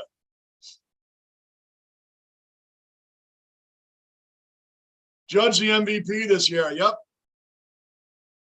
What's the record for home run number 61? Oh, over his head. Stan's going to get a double out of this. Beautiful hit. Right over the center fielder's head. Awesome. In the American League, yes, Raleigh, that's the record, home run 61. That's Roger Maris's record for the Yankees, who beat Babe Ruth. Babe Ruth had the record before him with 60. And just for fun, Judge, the home run Yankees record for right-handed batters was 54 by A-Rod, and Judge obviously passed him. So Judge now has the most home runs by a righty batter for the Yankees. That's right, Michael. Judge can't be MVP. He's too tall. He's too tall to be MVP. He can't be that. And Michael, like if you missed me earlier, I told you you're taller than me in age. You're taller than me in age, so you can have that. Too tall. Man, I wish Lunicorn was here tonight, man. Don't worry, the next time he's here, man, it's going to be fun. He's going to hear all about it. He started that, and I talked to him on the phone after we were done here last night. And I told him that was going to be a thing now, that tall short, that's going to be a thing now in the basement. It's going to be a thing. I love it.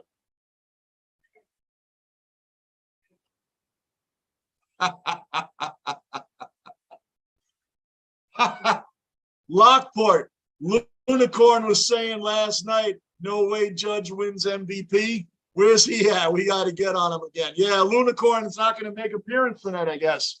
He can pop in whenever he wants, but usually this late in the game, he probably won't. I haven't decided if I'm doing Chiefs-Chargers yet tomorrow night. I may do it. I'm not promising anything. I might do it. If not, I'll definitely be back here for Yankees-Brewers on Friday. You guys already know that. So the Lunicorn, and I'm doing Bills-Titans Monday night. I'm doing Bills-Titans. I've told you guys this 100 times. And I'm not going to have a stream that goes away because it happened 2 football games I tried to do, and the computer went down on me both times. Maybe this computer does. Maybe the live stream doesn't want to do a Jet game. Maybe that's it. But it went down on the Bills also. Anyway, whatever the case, we're in the basement. You guys know what to expect. Like, we just went out for a minute before, but we got it back. We got it back. I don't know nothing. I know zero. I don't even know how I get this going every day. I tell you guys that all the time. You think I'm joking? I'm not. I am surprised when I get this thing working every day. I'm surprised when that happens. By the way, that bone. Oh, hold on. Oh, he dropped it. This center field is having problems.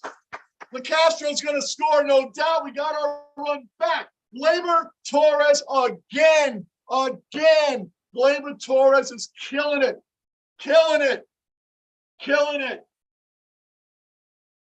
We were getting on Gleyber for not being around and not showing up in games lately. In the last 4 games coming into today, it's been .438 with runners in scoring position coming into today.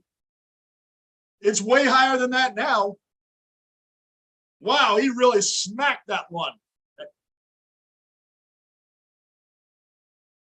And he was worried about the wall. He dropped it. He pulled in Aaron Hicks. The Red Sox have their own Aaron Hicks. He's right there. He dropped it right out of his glove.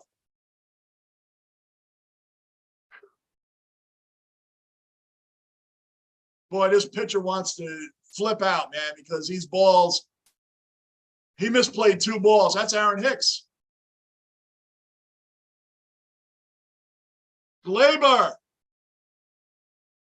Hey, Raleigh, man. Thanks as always, brother, for always showing up. Thanks for always being a great regular cellar dweller. And as always, Raleigh, thank you for your service. Thank you for being the tough Marine that you are. We appreciate you, brother. We'll see you. We'll see you next time I'm live. Friday, maybe tomorrow. Maybe.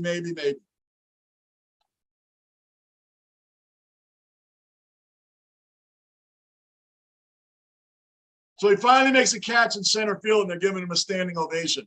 Like they're mocking him. And we understand because we have Aaron Hicks who does all these things too. Misplays balls, drops balls in the outfield. We understand the Red Sox fans being angry and the pain that they feel looking at that because we've seen it too just this week. Right? Friday, Hicks did all those great things against the Rays when Montes was pitching really well. Frankie Montes was having a great game last Friday, and Hicks did exactly what their center fielder just did. Misplayed a ball, went over his head, and then the next one, he drops. The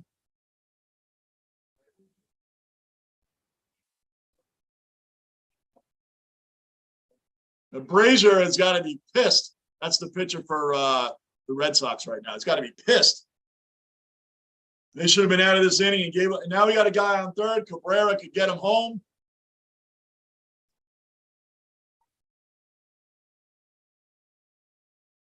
He's almost done with that bone, by the way, guys. I'm not kidding you. He's almost done with it. That thing was pretty big, man. It's almost gone. It's almost gone. Anyway, anybody new in the basement? Anybody new? If you are, subscribe, don't notice like button. This basement's rolling. This basement's rolling. It's nowhere near the biggest chat, but I'm telling you right now, it's the best chat on YouTube. Am I being biased? Yeah, maybe a little bit, but overall, when you check out other ones and you come back here, you already know that I'm telling the truth.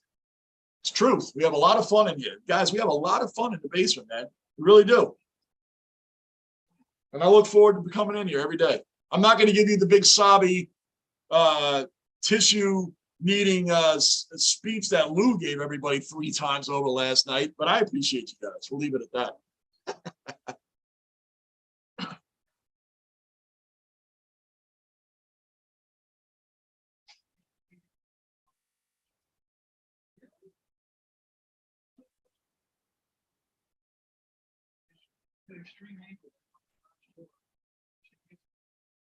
All right, good. 2-2. Work that walk, kid. There's 2 outs. Cabrera, get a hit.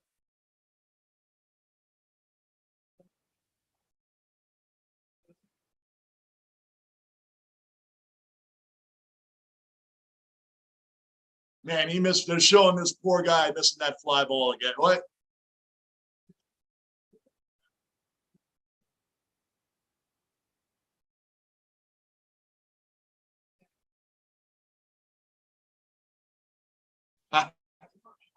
Loser. Hey, Michael, see you later, brother. As always, Michael, good to have you as a regular cellar dweller. Always enjoy seeing you in the basement. We'll see you tomorrow or Friday. We'll be back on. All right, so let's get this bottom of the 9th. Let's get Clay Holmes in. Let's finish this inning. Let's finish this 2-game sweep of the Red Sox. Let's get it over with right now. Let's get it over with.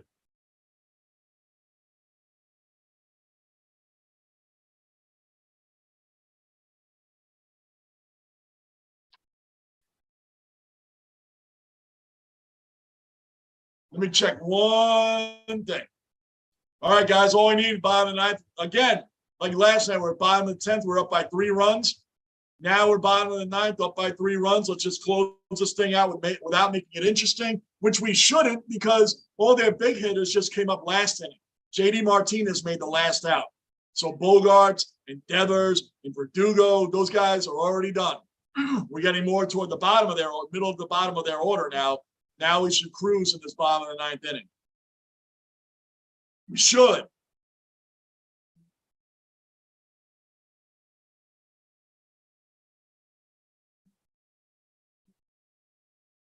Boy, Rocco's killing that, man. He's killing that ball. Now I forgot what I was looking up.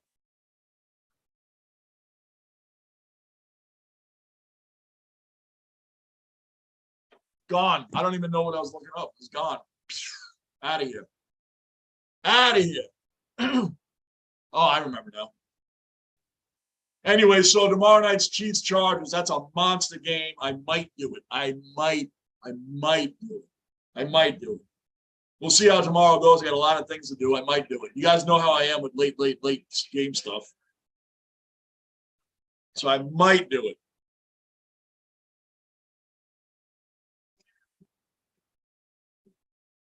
Gunner, Lou's great. Yeah, Lou's great, man. Lou's great.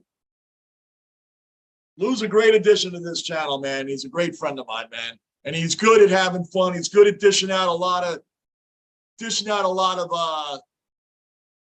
trash talk, but he's good at eating it too. He's good at eating it.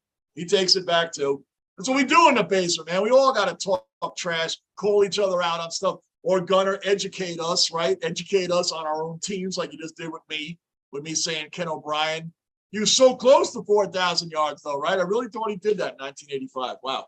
So,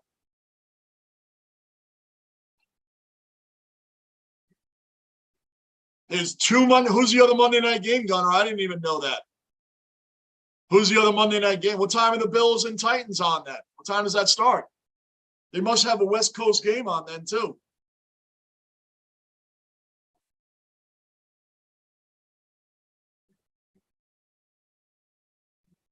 Here's Almonte. He's the one that was screwing up in center field. He was an old farmhand from the Yankees. I don't even remember him.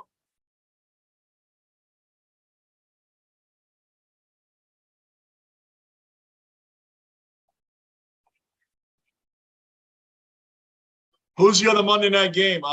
In the Bills Titans, what do they end up playing at 7 o'clock or something? Is there a West Coast game going on at 10? Is that what's happening?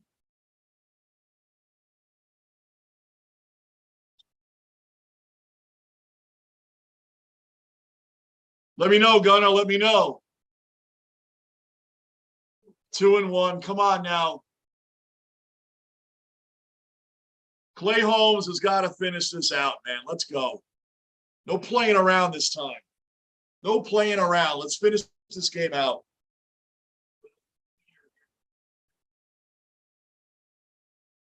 Oh, come on, man. Holmes is all over the place. He's all over the place. Bills versus Titans, 7:15. Eagles versus Vikings at 8. Wow. So they're actually going to overlap games? I just automatically assumed it would have been a West Coast game. So they're overlapping games. Well, I'm doing the Bills Titans at 7:15. That's what we're doing. That's what we're doing in the basement. Bills Titans right here. 7. Oh, I'm even happier. It's a 7 o'clock start. That makes me happy. You guys know how I am with my late night games. The late night games. Oh, I can't stand them. I can't stay up anymore. I can't hang in there anymore like I used to. Look at that. He's done with the bone already. That was a decent sized bone. He's done with it.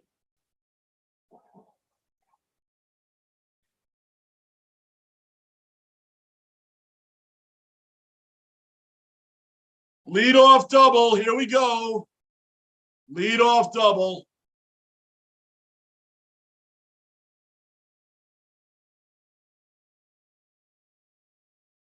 It's a lead off double, guys. Come on, man. Are we going to have another thing like we had last night?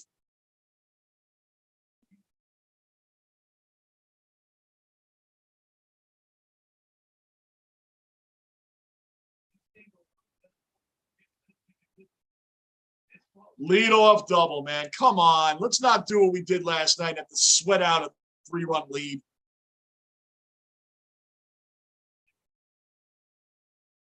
Hicks almost threw him out, too, at second. He almost threw him out.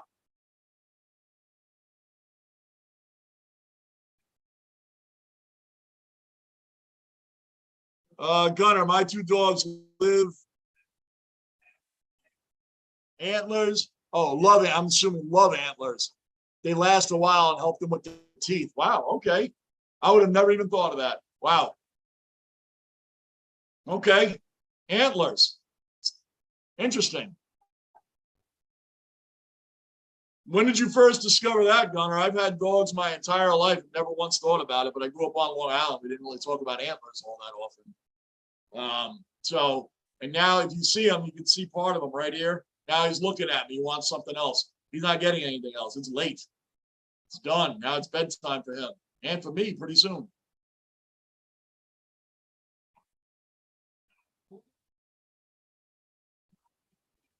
That's an out. We got one out. Man on third, one out. That's one down.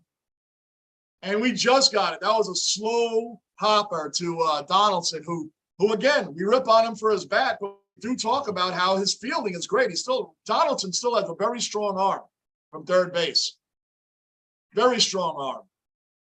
But we don't want to get runners on and get this back around to the top of their lineup. That's the last thing the Yankees need. Last thing. So we got one out, man on third.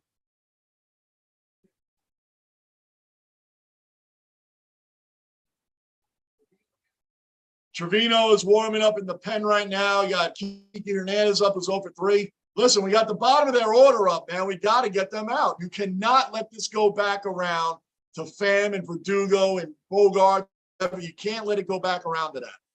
You got to get this done now. No excuses. Got to get it done.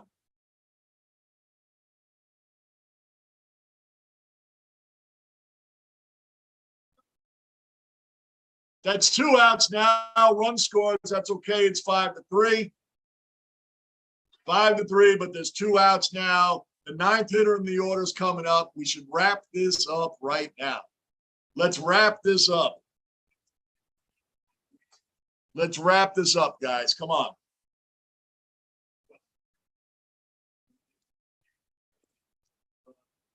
You'll trade that out for the run. That's right. You take the out, give up the run. We're up 5-3. It's all good. It's all good.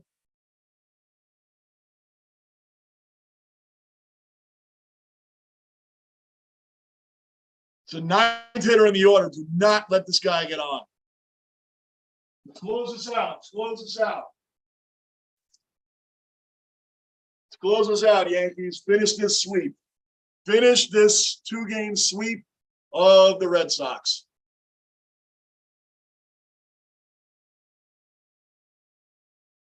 There you go, strike. This Red Sox fan's already leaving.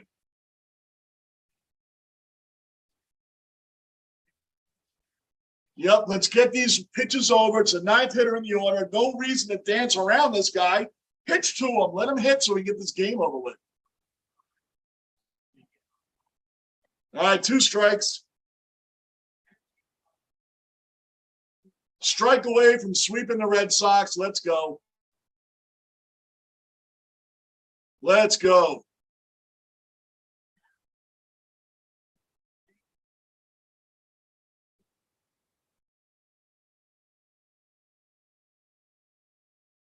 Come on, let's go. Let's end this. Let's end this. That's it. That's it. Yankees win 5-3, struck out the 9th guy in the order. That's the way it's supposed to go down. Guys, as always, I appreciate every single one of you guys, especially my regular cellar dwellers. You guys are with me every single live stream for the most part, right? I appreciate you guys. Thank you for always showing up. Thank you for making this interesting. I let you know in my community billboard that I put up if I'm doing the Chiefs Chargers tomorrow night. I'll let you guys know. I'm not sure, but I'll definitely be back here Friday for Milwaukee Brewers and New York Yankees. That's a major series the Yankees have to win. We get the Pirates after that. Then we get the Red Sox again in the 4-game series. And then we get the Blue Jays. That's the team right there, the Blue Jays. We got to take advantage of these series coming up. The Brewers are tough. That's the tough one. The Pirates and Red Sox should sweep them out again. Those teams are last place. We shouldn't worry about either one of them. All right? Anyway, we're out. Guys, thank you for always. Mets down 6-3. Mets are about to get swept by the Cubs. Wow. Gunner. Wow. Lockport. Gunner. Everybody else. Raleigh. I think they all left already. We'll see you guys maybe tomorrow night. Definitely Friday. I'll let you all know what is going on. Rick the Ninja pops in to say goodnight. Rick the Ninja. We'll see you later, man. See you guys later. I'm out. Johnny Basement. Cellar Dwellers. Appreciate every single one of you. See you.